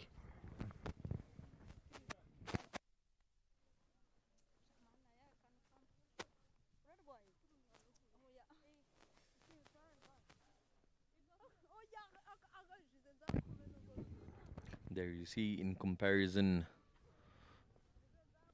much fewer runs being scored by Sorwate girls here. 12 dots compared to 29 dots by Indatwa. No boundary has come, or no maximum. Just 2 doubles and 10 singles have been taken. But look at the amount of singles Team Indatwa had taken. Once again, not timing the ball well, not exactly where she intended to hit that ball. Plays it in a completely different direction. 97, still required here. The captain, Ishimwe Henriette, coming from the airport end, getting some movement away. A bit too much to her liking, and it will be a wide. She's got a smile on her face. She knows how much the ball is moving. She could feel the movement through the air. The ball is fairly new. We're just into the final over of the power play here. Look at that movement once again. Gets a bottom edge to it.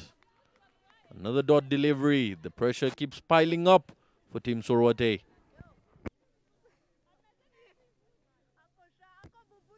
It reaches a point where Ishimwe Henriette starts targeting the stumps, but as of now, she's just looking to apply pressure with dotted deliveries, keeping it away from the arc of Ikuzwe Alice.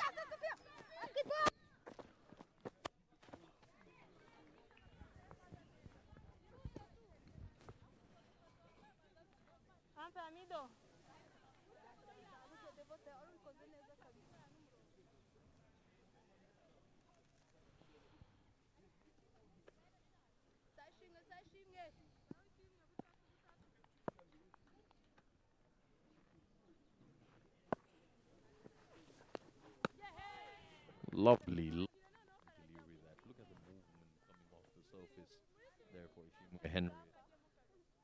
Really challenging, not allowing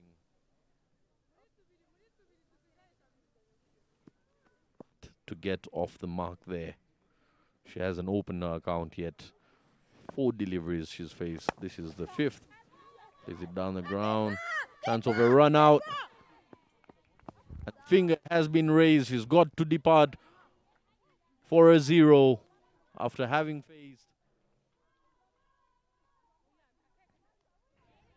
very, very silly running between the wickets. Completely unnecessary. Trying to take on the arm of the fielder. And what a throw. Cleanly done. And the run out is complete here. Have a look at that. Just plays it down the ground, straight into the hands of the fielder there. Gets it at a good bounce. Basic. As easy as you like it. Fair and easy decision there for the umpire Janvier to raise his finger to. Final delivery. Ishimwe Henriette already picking up a wicket.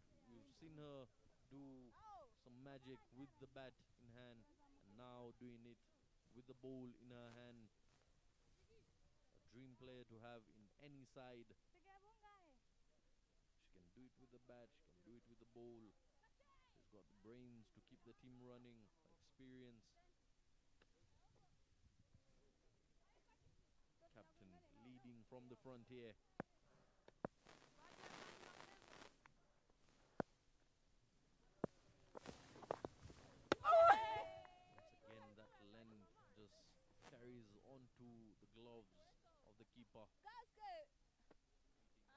Edge.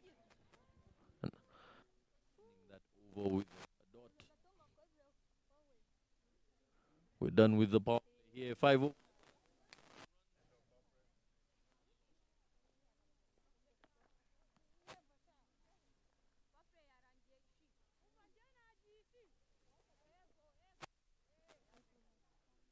In the power play batters.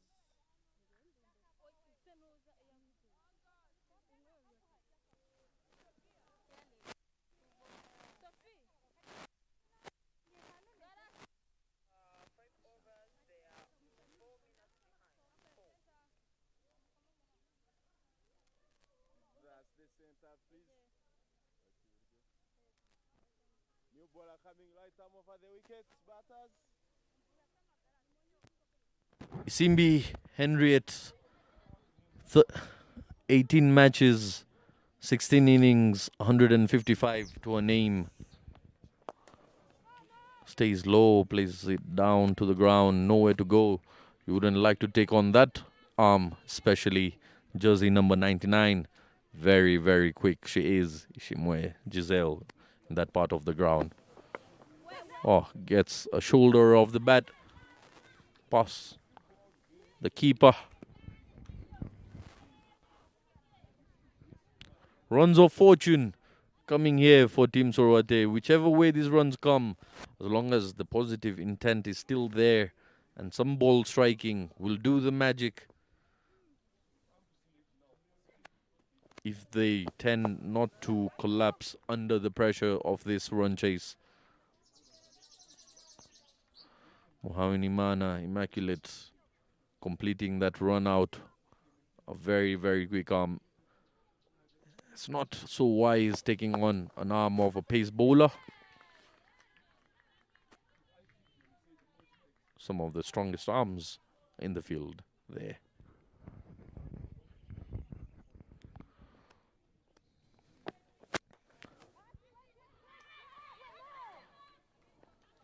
A very nice, tight and disciplined over this by Ingabire Sifa. She's given away just one run so far. 4 dot deliveries. What an over that is. Ladies and gentlemen, look at that over to begin with by Ingabire Sifa. Just one run coming off it in a run chase.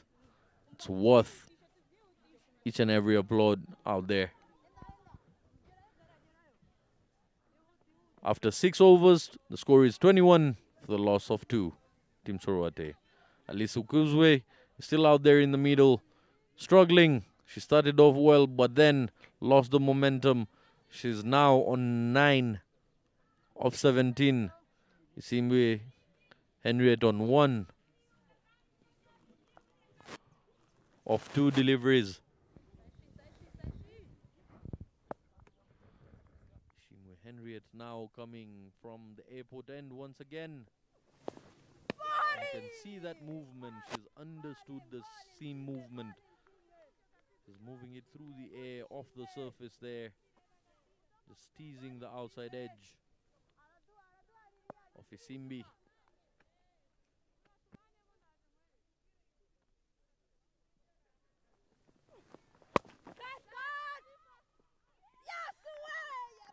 And a catch has been taken.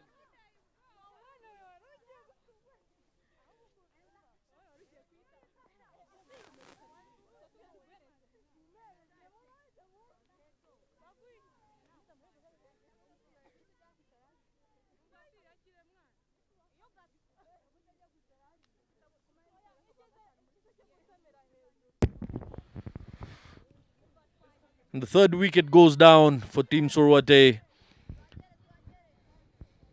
Simbi Henriette, a very, very brief stay out there in the middle and a very, very long walk back to the dugout. Have a look at that. Just give it to her in the slot. Nowhere near the ball did she look comfortable to play it. And what an effort. What a running catch that was. And that's how you back up your bowlers, by showing that effort in the field and holding on to those catch opportunities. We saw a couple of those being dropped earlier in the first innings, not this time around. And that's what's the difference between these two sides. The new batter in, Osabjimana Sylvia.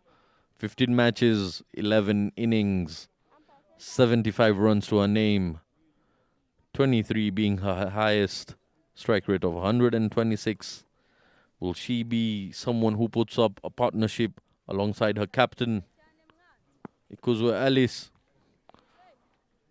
who herself seems to be struggling at the moment? She's on 9 of 17 deliveries, trying to get this run chase under control. But have a look at that. The gap between runs required and deliveries left here is getting bigger and bigger. Each and every dot delivery that goes by, you can see the smile on Ishimwe Henriette's face there. She's done her part. A quick fire, 40. And now with the ball, just guided this time around. And they pick up 2 runs comfortably. Beautiful looking shot that was. If you're to be in Osabjimana's position, All you need to do is rotate the strike and allow the captain to do the majority of the task. And just anchor, support, be the supportive role, be the Robin Hood, be the Robin to the Batman here.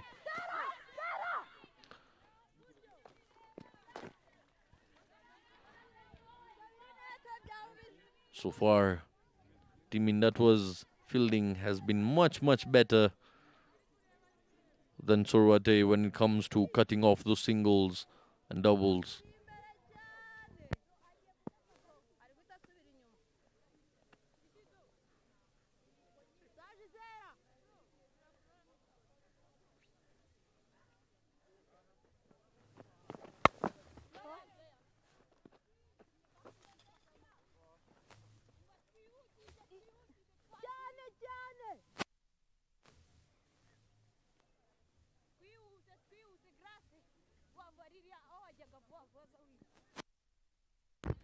We come to the end of the 7th over here, 25 for the loss of 3.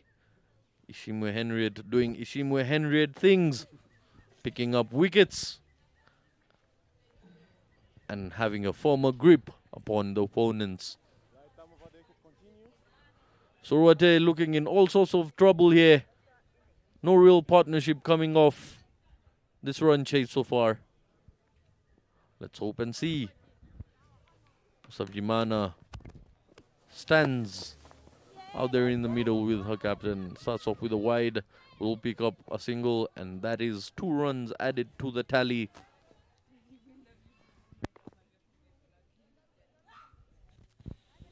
Wickets falling there for Sorowate is the sad part. If you look at that again, there's something that they need to work around it. Remember, I spoke about it earlier on that Alice is only recognized better who is capable enough of controlling and playing a winning innings for a team with a bet.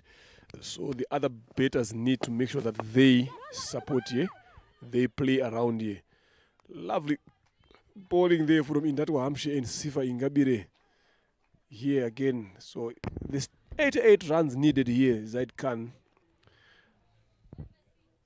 very much achievable from 53 deliveries here. But they need to do something better there. One of these two, the shot. Lovely shot there from Usabi Mana Sylvia. 6 runs, I think. Just 4 runs there it is. But I thought at one point you could have just squeezed in. But lovely piece of shot. You see Zaid Khan. Look at that. Look at that. The waiting. The control and the hit. Yeah, just one bounce over the rope. Last week, she was also a touch on the rope again. Today, again, same thing. So this is what you'd want to see from your batters, having that positive attitude of going for the ball. Up and over the bowler. There, 1 run it is. Sabimana Zaid Khan, these ladies seems to be unleashing some shots here. It's really the nice intent here. I'm pretty sure it's because of the upcoming tournament that is happening. They will be traveling to Uganda. Beautiful shot off the back foot. Will it reach the boundary? The chase is on. The fielder, Giselle, much quicker. But the throw wasn't able to restrict them from picking up those 3 runs. And that's the first 3-run they've got in this game so far. Sorwate really switching on the gears. Yeah, lovely piece of awareness from Alice Ekoso there. Yes, they didn't manage to get that boundary, but at least they got to 3 runs there. That is what you'd want. We talked about singles again earlier on. Shot up and over again. Catches the call, but just a 1 bounce into the long on fielder. Henriette Ishimwe there. Sylvia Usabimana not pulling back there. We talked about singles again earlier on. That is what was the difference between Giselle Ishimwe versus Sorowate again.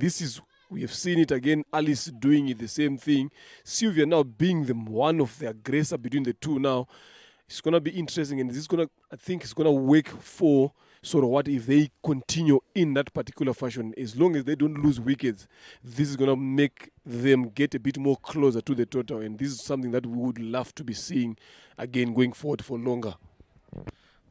Well, definitely, if you're to see Team Sorwate carry the bat all the way to the victory line here, they will need a couple of big overs, if not extremely big, just above average required, and they will get there eventually, because that does create the panic into the bowling unit. You will end up getting half pitches, balls coming into the slot there. You can see the worm. At some point, it was above the yellow in the second and third over there. But starting from the fourth over, the wickets have started falling. 3 wickets already. So in that regard, Indatwa has quite won the competition of wickets. Sorwate picked up just 1 in the 9th over.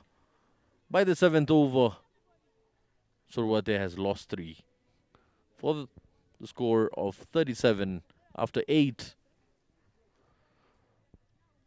Halfway down, halfway to go. We're yet to see how they go about their business. And the half-centurion coming to the party now. She will be bowling from the airport end. Giselle Ishimwe, jersey number 99. She was in form with the bat. Now, can she continue with that form with the ball? She's capable enough of causing an upset with the ball. Yeah, drop in front. A lovely piece of awareness there from Alice Ikuzwe. But is this going to be good enough for them to get anywhere closer to the total? Yes, it's going to be good, but they need to squeeze in a boundary in between these overs going forward. Be it any feat when it comes to batting in cricket, you need to bring out the big shots to make it exciting, to make it valuable for your side, to make it valuable for your own individual score. The multiple ways to win this game. But the most exciting is with the big shots. What is your favorite way of winning this game, Leonard? Go for the big hits there. The more big hits we hit, the closer we get there to the game. That is the only way you need to bowl. Remember, you're chasing runs here. So you need to start finding ways of going for those runs as quickly as you can. So it's all about taking that braveness, taking that ruthless approach towards bowlers again. Look at that deliver that Gisele just bowled. If it was someone else, I'm telling you that ball could have gone somewhere else, but Alice chose to let it go again. So the more you leave the ball, the more the pressure is going to come to you, because at some point you're going to be asked to go for the big hits. That's where the wicket starts falling. Very, very well spoken there. And a lovely delivery coming off Giselle Ishimwe here. You did mention that as a cricketer yourself, but also as a commentator, you'd love to see a game end as soon as possible. And that is either by the fall of wickets or by the massive hits that we've seen. One bounce, just misses it by the touch of paint. So close, yet so far. Because Alice would have been on her way back to the dugout. I don't know where Sylvia was going at a particular time. Zaid. The ball was hit straight into Ishimwe's hand, and it's not someone who you want to take the arm on, especially at middle of there. So good call there again from Alice Ikuzo, sending Sylvia as quickly as she can back. Also a good delivery from Giselle Ishimwe. Lovely shot again. She's been doing this since she started batting. And they get 2 runs there. Yes, easy 2 runs comfortably. 2 end the over. 41 for the loss of 3. 9 overs gone here, Zaid Khan. 4.56 needed. That is, they are going 8, and they need to be above 674 or 42 balls here. Well, already from ball number 1, you knew you had a big target for the amount of balls to be And you can see the partnership of 20 runs of 16 deliveries here. Ikuzu Alice and Usabjimana bringing some balance to the ship of Sorwate Gold's team here. But what I was saying, Leonard, is that starting from the beginning, 100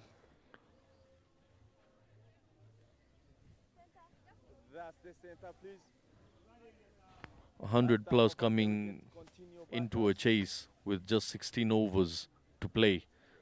It's already a big gap. And now if you don't approach that with an aggressive mentality, how else would you? Oh, lovely effort there to her right. Just pops out of the hand. Could have taken that. I'd love to see that once again. It was an opportunity. Ngabire Sifa would have picked up her first wicket in her third over here. Flighted, played down the ground. Great connection that.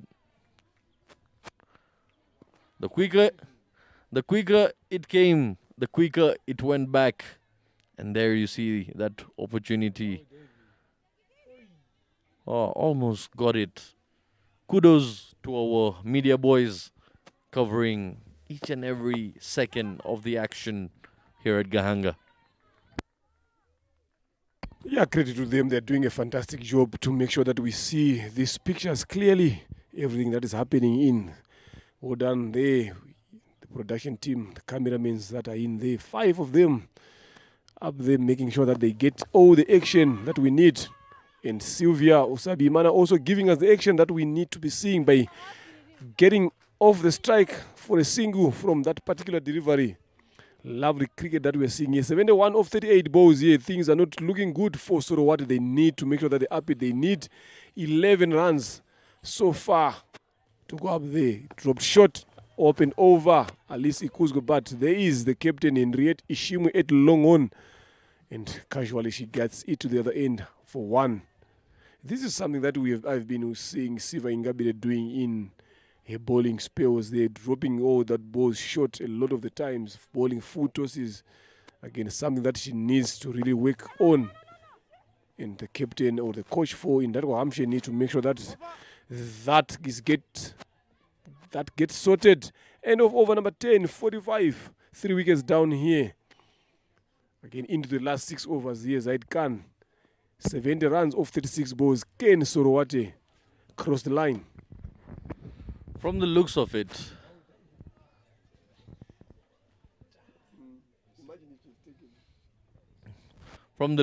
what seems to be like a possible chase, realistically speaking, this pair seems to be just taking them much closer to the end, but not over the line. I might be a bit harsh to say that, but it is cricket. Anything is possible here. Giselle from the airport end coming in once again to Ikuzwe Alice, who's on 21 of 28 deliveries. Sabjimana into double digits now of 11 deliveries. 70 in 36 balls. They need a very big over here. Goes over the top.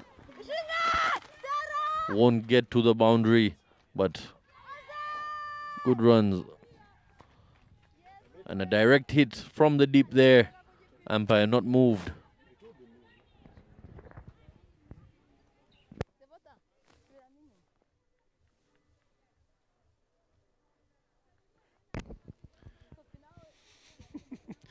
A lot happened during the night, say yesterday with my partner here, Zaid Khan. I think we will talk about it later. The lovely piece of ball there from Giselle Ishimi, and good leave again from Ikuzu. At least you can see the smile. And this is what you'd love to see from your players. Both of them, they play a lot of the games together. Again, they practice together almost every day. Giselle Ishimi coming in a bit quick, and at least Ikuzu not ready to play that particular delivery. How late did she pull out of it? And the question is, as a batsman, as a batter, how late are you allowed to pull out of it? Yeah, but if you feel like the bowler has rushed you, you've got enough time to move away from there. The only danger that you do... Bode! Giselle Shimwe. Look, I told you she has got that habit of taking wickets again, and she took the most crucial wicket again for Sorowate. At least because after walking off the previous delivery, then the next delivery, Giselle Shimwe, spot on, right on stumps. No foot movement whatsoever from Alice Kuzo trying to play that ball. If you could see that delivery there, it is a magical delivery for a pace bowler. Top of off, exactly where you want them. Just beaten by the line there. Consistent hitting the line there. And Giselle picks up her first wicket.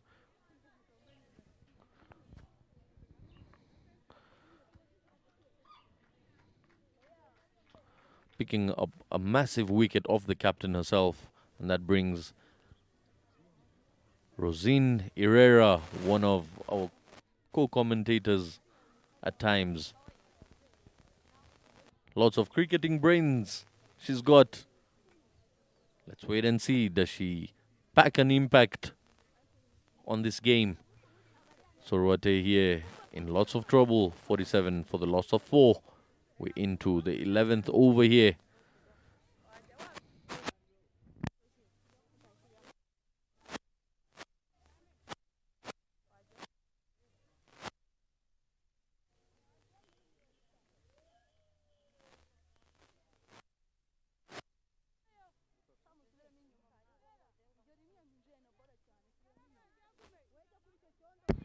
"42 matches, 29 innings to her name.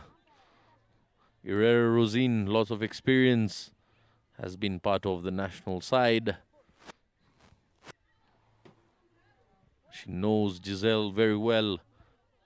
She reads and knows the profiles of the players. She has an understanding of it. But how will she be able to adjust her game to what's on offer? A bit of a false start here by Giselle. Yeah, you talk about her being capable enough of doing, but now if you look at the situation that she has come in here at hand, 68 of 33 deliveries, I'm telling you, she has to step up. She has to start from ball number 1, going for the bigger hits here. Otherwise, they won't even get anywhere closer to chasing that total. Futos given, Futos driven down to long on. Comfortably, 1 run there taken. Either they'll need to target a big over, or they'll have to look for boundaries either way, in all overs that they play from here on. Because if you tend to target one over only, most often than not, the chances are you'll end up missing it completely. This time around, it has been played in the air, lands safely, and they pick up 2 runs. Not a pretty throw there. Giselle not happy with the throw coming her way. Someone who is very animated when she gets aggressive. You can see it. Yeah, it's not a happy face there, boss. He knows the fielder could have done better there. There is Osabi Mana Sylvia. Right behind that delivery, end to end over number 11. 50 for the loss of 4 wickets here. Things keep going up. Zadkan 4, Sorowate, they need to make sure that they start finding those boundaries in there, because you've got only 30 deliveries left now to get to that 115 to win the game here. So they need to make sure Rosine Herrera or Sylvia Osabimana needs to play a similar inning to the one that we saw in Red Ishimo playing for in Datwa Hampshire. Well, at the moment, asking for boundaries and maximums is like asking for snowfall at Gahanga. Yes, Christmas is around the corner, but not even Santa can bring us that gift.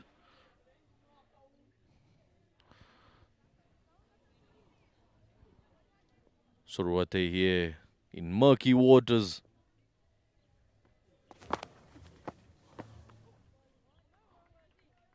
Tumukunde once again from the pavilion end.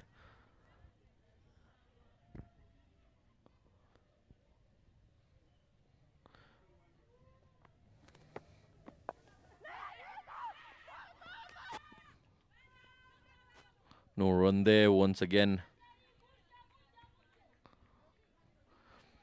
From the looks of it, Leonard, you can see she's bowling left arm spin here.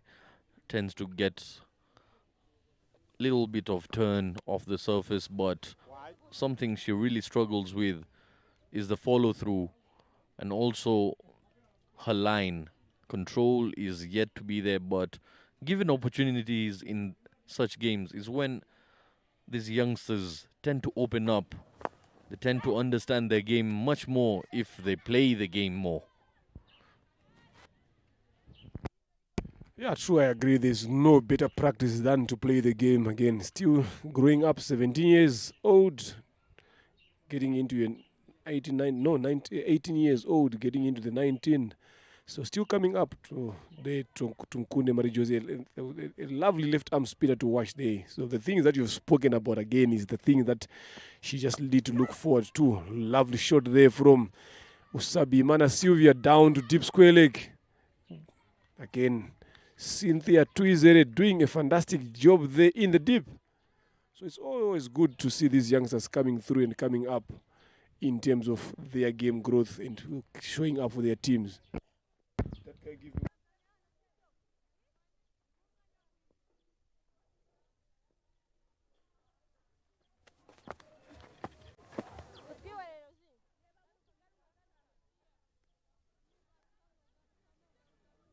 Another wide there by Tunkunde. We talked about control. So that is something that she needs to work around now, controlling the ball. Yes, she's getting some 10 there, but you got a 10 with control.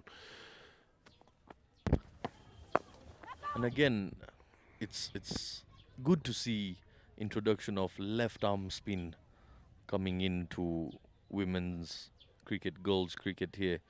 It's something you can find very handy in a side, especially if she tends to get control over it. You've seen the introduction of Nadir Mohammed into the national men's side as a left arm orthodox spinner, and the sort of bowling he offers, he provides that service to any team that he plays for. Once again, not accurate there by Giselle. Tumukunde seems to just float the ball up to the batters there, allowing them to make the mistakes rather than herself making the mistakes. 12 overs gone, 56 for 4. Match boundaries today, 7 fours, 5 sixes. I'm telling you, in this game so far, that shows the amount of aggression that those guys are having. 158 fours, 13 sixes. We never know in the afternoon. These figures can go up. Yes, why not? Because it is the Davabet RCA's T20 Women's Division 1 happening here at Gahanga Cricket Stadium in the heart of Kigali. Like my co-commentator always call it, the country of 1,000 hues. A lot of them there. You can see bird's eye view to watch this game from Gahanga up there in the pavilion. A good position to be watching the game of cricket from. As Giselle Shimo starts off as Devota, the youngster, 13 years old. There Zaid Khan coming into bowl, jersey number 59, bowling for her team in Dartwa, Hampshire. Is also good now to also give these youngsters this exposure, especially at this kind of level of cricket. Start off with the wide and follows up with the full toss, sliced towards third man there by Irera Rosin. They managed to get 2 runs comfortably. 13 years of age, Leonard. I can only imagine what sort of cricketing maturity she'll acquire by the age of 18 or 20, or once she gets past that 20 phase. She'll be much, much mature by then. And you grow through the game as you try to work out the game. So, very, very nice for the future of women's cricket, this. And also, this is a very nice platform for the girls to experiment and bring out their game and try out different things, especially the national women's team players. They know they've got a tour coming up very soon. If there is something they want to try out, this is the opportunity. Where else is better than home? Very true there. Lovely ball there from Devota. Again, follow up again there. Lovely shot from Irera Rosin. And this is something, what I can also say to summarize what you've said in terms of exposing these youngsters is to say the future for Rwanda cricket women's is bright. You understand, having bowlers like this, look at your screen there, young as she is, look at the way she's bowling already. She has conceded only 4 runs in a first over. In this situation again, against a team like Sorowate. Almost picked up our first wicket, but not like that. If the fielders keep doing the slopey work there, could have been just a single. And with that slight fumble, gives away yet another easy run to Team Sorowate. Whichever way they come, they will be more than happy receiving them. 54 in 20 delivers there. 53 in 20 delivers there. I'm telling you, Zaid Khan. They need some big hits. A big hit attempted there, full and straight from Uize Imana Devota. Asking question to Sylvia Usabi-Imana, who wanted to get that ball outside Gahanga, but she manages to get bowled. 15 runs of 15 deliveries. A good knock there from Sylvia Usabi-Imana. And again, a good wicket for the youngster there. Look at that, full and straight. Leg stump gone. Look at the casual approach that this youngster doesn't even seem to be looking to be interested in taking those wickets. Why? Because she knows needing 53 of 19 deliveries. The job has been done already. So she's just doing the finishing. And that brings in Nyirakundineza Josiane to the crease. The fighter comes out there in the middle. The standing in captain, Josiane. 100 matches, 61 innings, 452 runs to her name, 28 not out being her highest, strike rate of 70.74. Something she should be celebrating. 100 games, Leonard. Not many players have that to their name. Once again, plays it in the air. Gets away with it. You wouldn't like to remember your 100th game as a duck.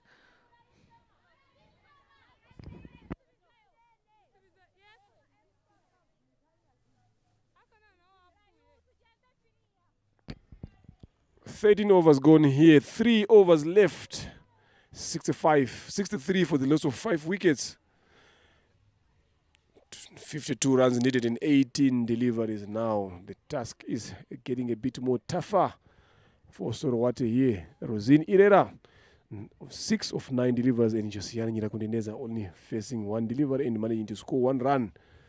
And with the ball, change of bowling from the pavilion end, Immaculate Muhawinimana comes in to do the finishing job for Indatwa Hampshire. But as it stands now, I'm telling you, Zaid Khan, this game is gone Indatwa Hampshire's way. With the bat and with the ball again, the dominance that they've shown. It's just sheer quality of certain individuals taking the game away completely, single-handedly. We've seen it.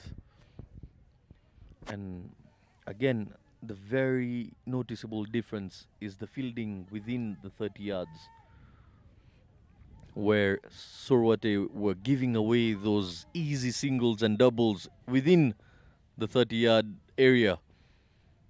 Indatwa have been very strict and very tight. So either you go over the infield or you don't go at all. And that's why half of the side is back into the dugout. 64. We've got all the numbers up there, apart from 2. 64 for 5 in 13.1. Plays it on the ground, tries to take a single.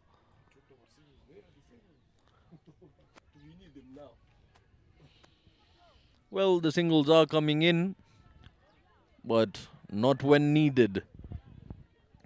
A bit too late, they say.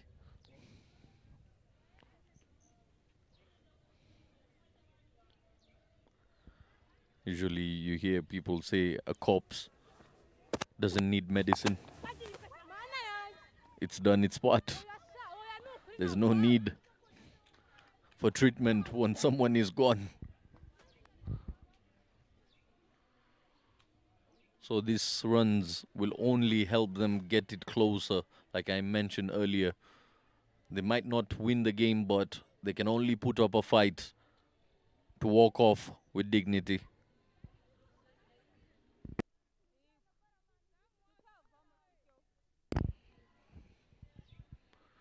Rosina. Swing and a miss there. Just fractionally moving away from her there. Gave it a full swing. Probably thinking if you offer hard. If you go for it hard.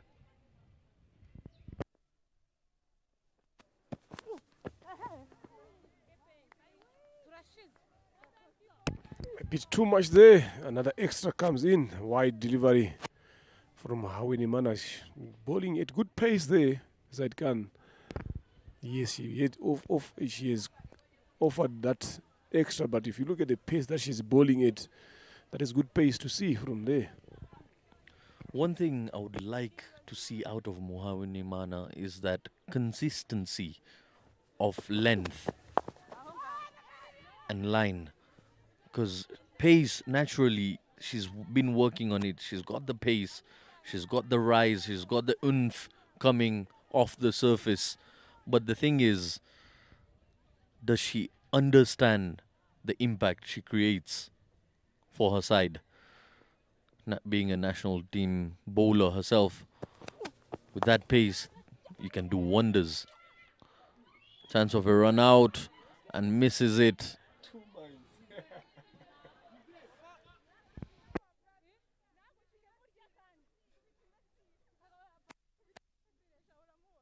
Two minds there. At one point, she thought of running with the ball to the stumps, then ended up throwing there. But some good scenes that we are seeing here, some good cricket that being played here by both teams here. Yes, so what have been outclassed here in terms of putting runs on the board. But if you look at the fight, especially from Rosini Herrera being known to be someone who dominates with the ball, but if you look at the way she's batting there, yes, she's on 8 of 13 delivered, but look at the shots that she's playing. It shows maturity. It shows that the hard work that she's putting in behind in terms of improving her batting. If only the understanding was there a bit early. But that's what the game is all about. Whoever adapts and whoever brings in the strategy early is the one that takes it away.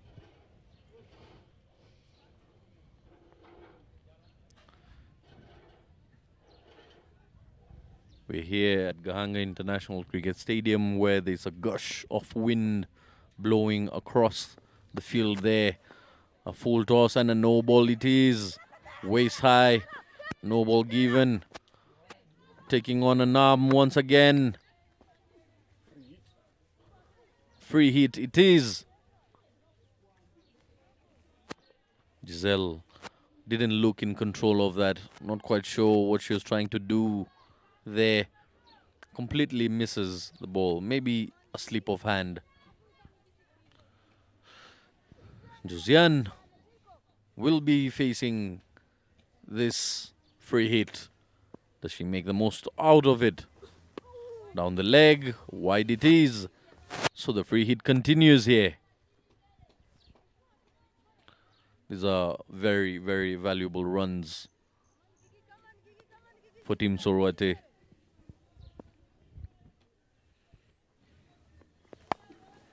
Plays it in the air.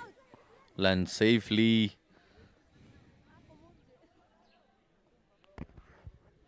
Yes, they can be valuable runs for them in terms of adding into the total, but they're not going to be valuable enough for them to be winning this game.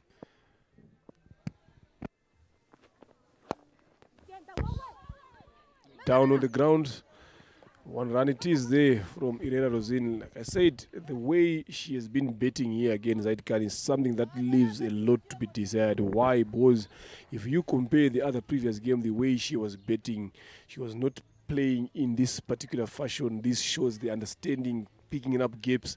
So this is massive improvement from someone like Rosine Herrera, knowing exactly what she needs also to offer as a player in the team, except from the bowling again. But with the bet, you gotta offer something again, and that is turning yourself slowly into an all-rounder. Again, another foot toss there from Giselle Ishimwe, and Josiane Irakuneza could not get enough of it, and only manages to get a single off that delivery.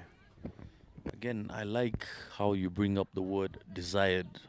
To me, it's sort of like going for window shopping. You go out there, you look at the things, what are acquirable, what are achievable, but you tend to just watch and leave. You know what you can get, you know what you can buy, you know what you could have got, but it's on the other side of the glass. Yeah, such is life anyway. 7 balls left in this second inning here. 38 runs needed. That's a tall order there for Sorwate, Josiane Nyerakundineza, and Rosine Herrera here with Giselle Ishimwe with the ball in the hand. That is lovely. Dodbo to finish up the over. Now into the last 6 balls here. 77 for the loss of 5 wickets. 38 of 6 deliveries. Ken Herrera Rosine or Josiane Nyerakundineza produce some magic inning here for their team. Zaid Khan. We have watched some wonderful cricket. People have been talking about how this wicket is going to be behaving, but it seems like it shows to us today that it is good for betting. And if you are a bowler again, if you manage to hit your right lines in the right areas again, you also get assistance. But in that Hampshire have shown to Sorowati that the dominance is with the bet. Yes, she lost the toss in the morning. She said if she'd won the toss, she wanted to also have a ball. But being sent into bet and managing to put 114 for the loss of 1 wicket, it says a lot about them as a team and having the ability to stick to their plans. Well, again, it's one thing having the strategy and completely different from executing it. You've got the luck by your side, having that option to choose whether to bowl or bat. You chose to bowl first. But how do you maximize that? How do you get the most out of that decision you've made? She chose to send in Timindatwa. Maybe relying on the surface too much, but not reading it well. But who else could have read this pitch better than herself? At least Ikuzwe, who tends to be working alongside the groundsman here at Gahanga herself.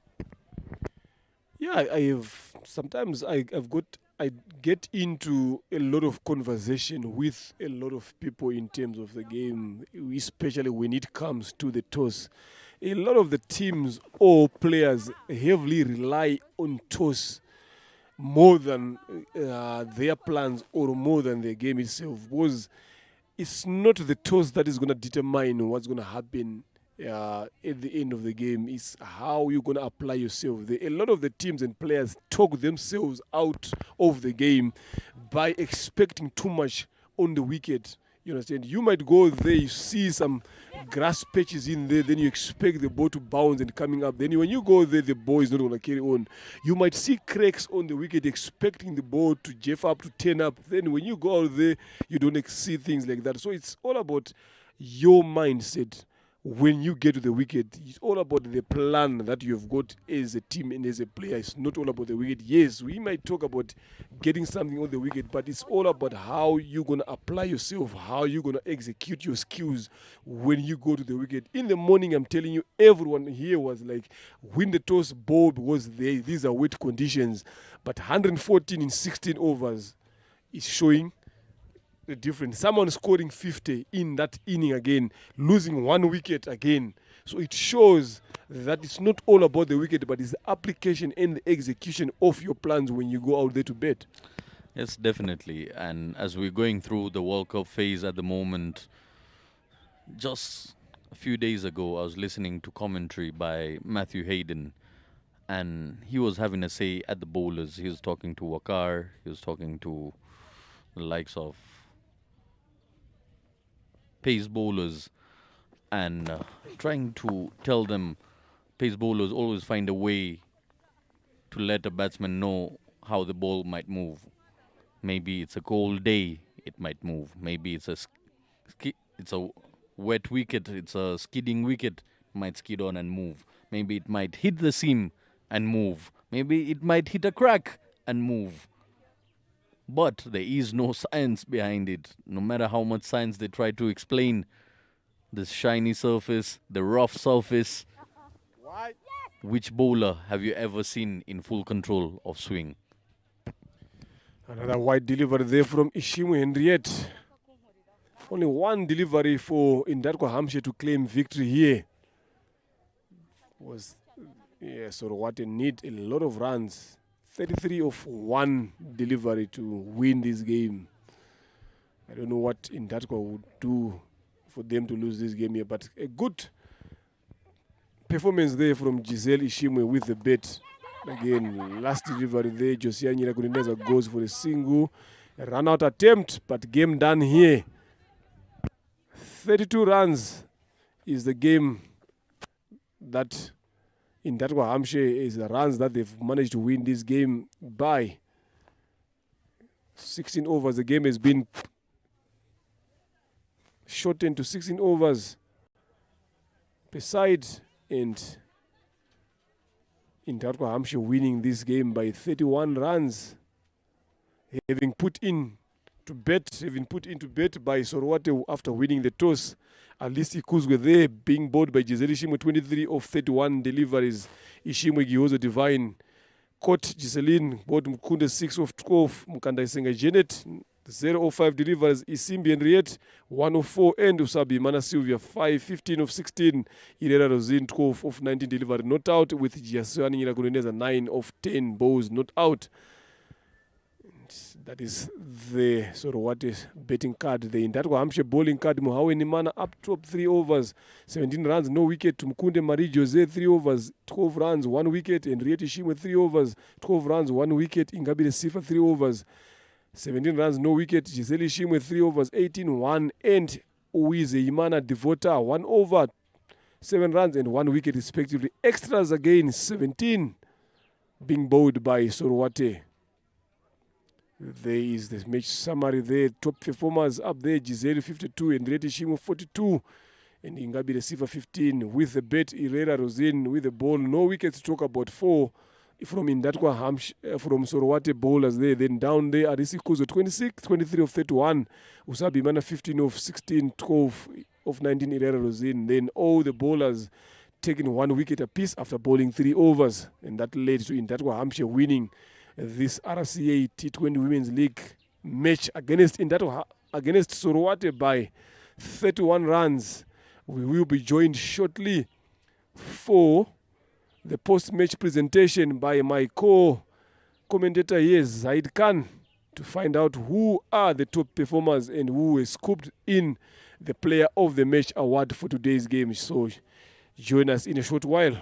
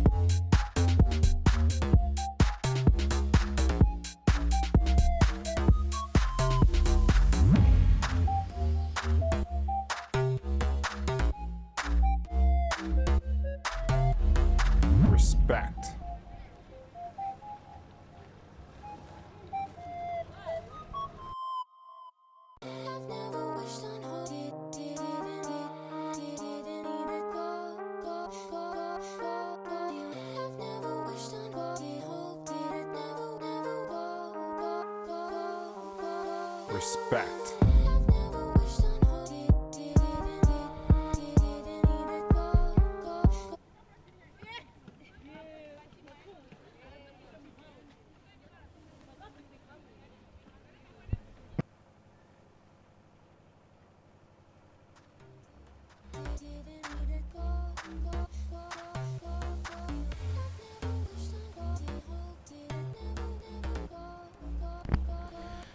Good morning and welcome everybody once again for the post-match presentation for this game being played between Indatwa Hampshire and Sorowate. I'd like to call upon the captain of Sorowate, Josiane.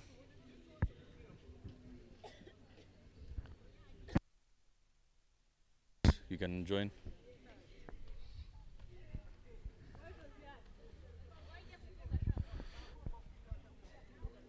Winning the toss and electing to bowl first, things didn't go according to your way. What are the positives you pick out of this game? We are running because Indatwa did, they are using their balls they have, because they hit ball hard and they run more runs between the wicket. As it's not in our way, because we are trying to rotate more strike, but we didn't hit ball hard, we didn't get the boundaries. Yeah, that's why we lose. And did you feel the score was a bit too high for your side to chase down? Of course it's high because they are reduced overs. Yeah. And your captain today, Josiane, having played her 100 matches, what message do you have for her? I just want to tell her keep going and keep pushing. Yeah. Right, thank you very much. And now I'd like to call upon the captain of Team Indatwa, Ishimwe Henriette. Congratulations for the victory. Thank you. What was going through your mind when you went in at that situation where the first wicket fell for your side and you had just limited overs to you? What was going through your mind putting up that total? I think the first batters, they tried to breed partnership, so I was trying to go and doing that things by scoring the runs. So I tried and I did it. What was the most difficult part of this game for you personally? On myself, I think it's good for me because I trained on. I have the main games that coming in December, so I think it was like a training on my side. All right, thank you very much. And now, for the player of the match, we've got some exceptional performances today. We've got the likes of Giselle Ishimwe putting up 51 runs. A round of applause for her. Putting up 48 deliveries. And the player of the match goes to her captain, Ishimwe Henriette. She scored 42 of 28 deliveries with 3 maximums and 3 boundaries.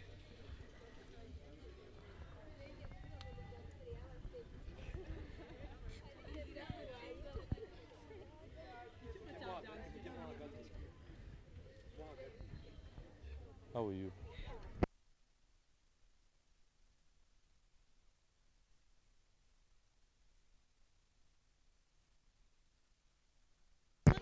Congratulations once again. A bit of confusion happening because of similar names here. Well done.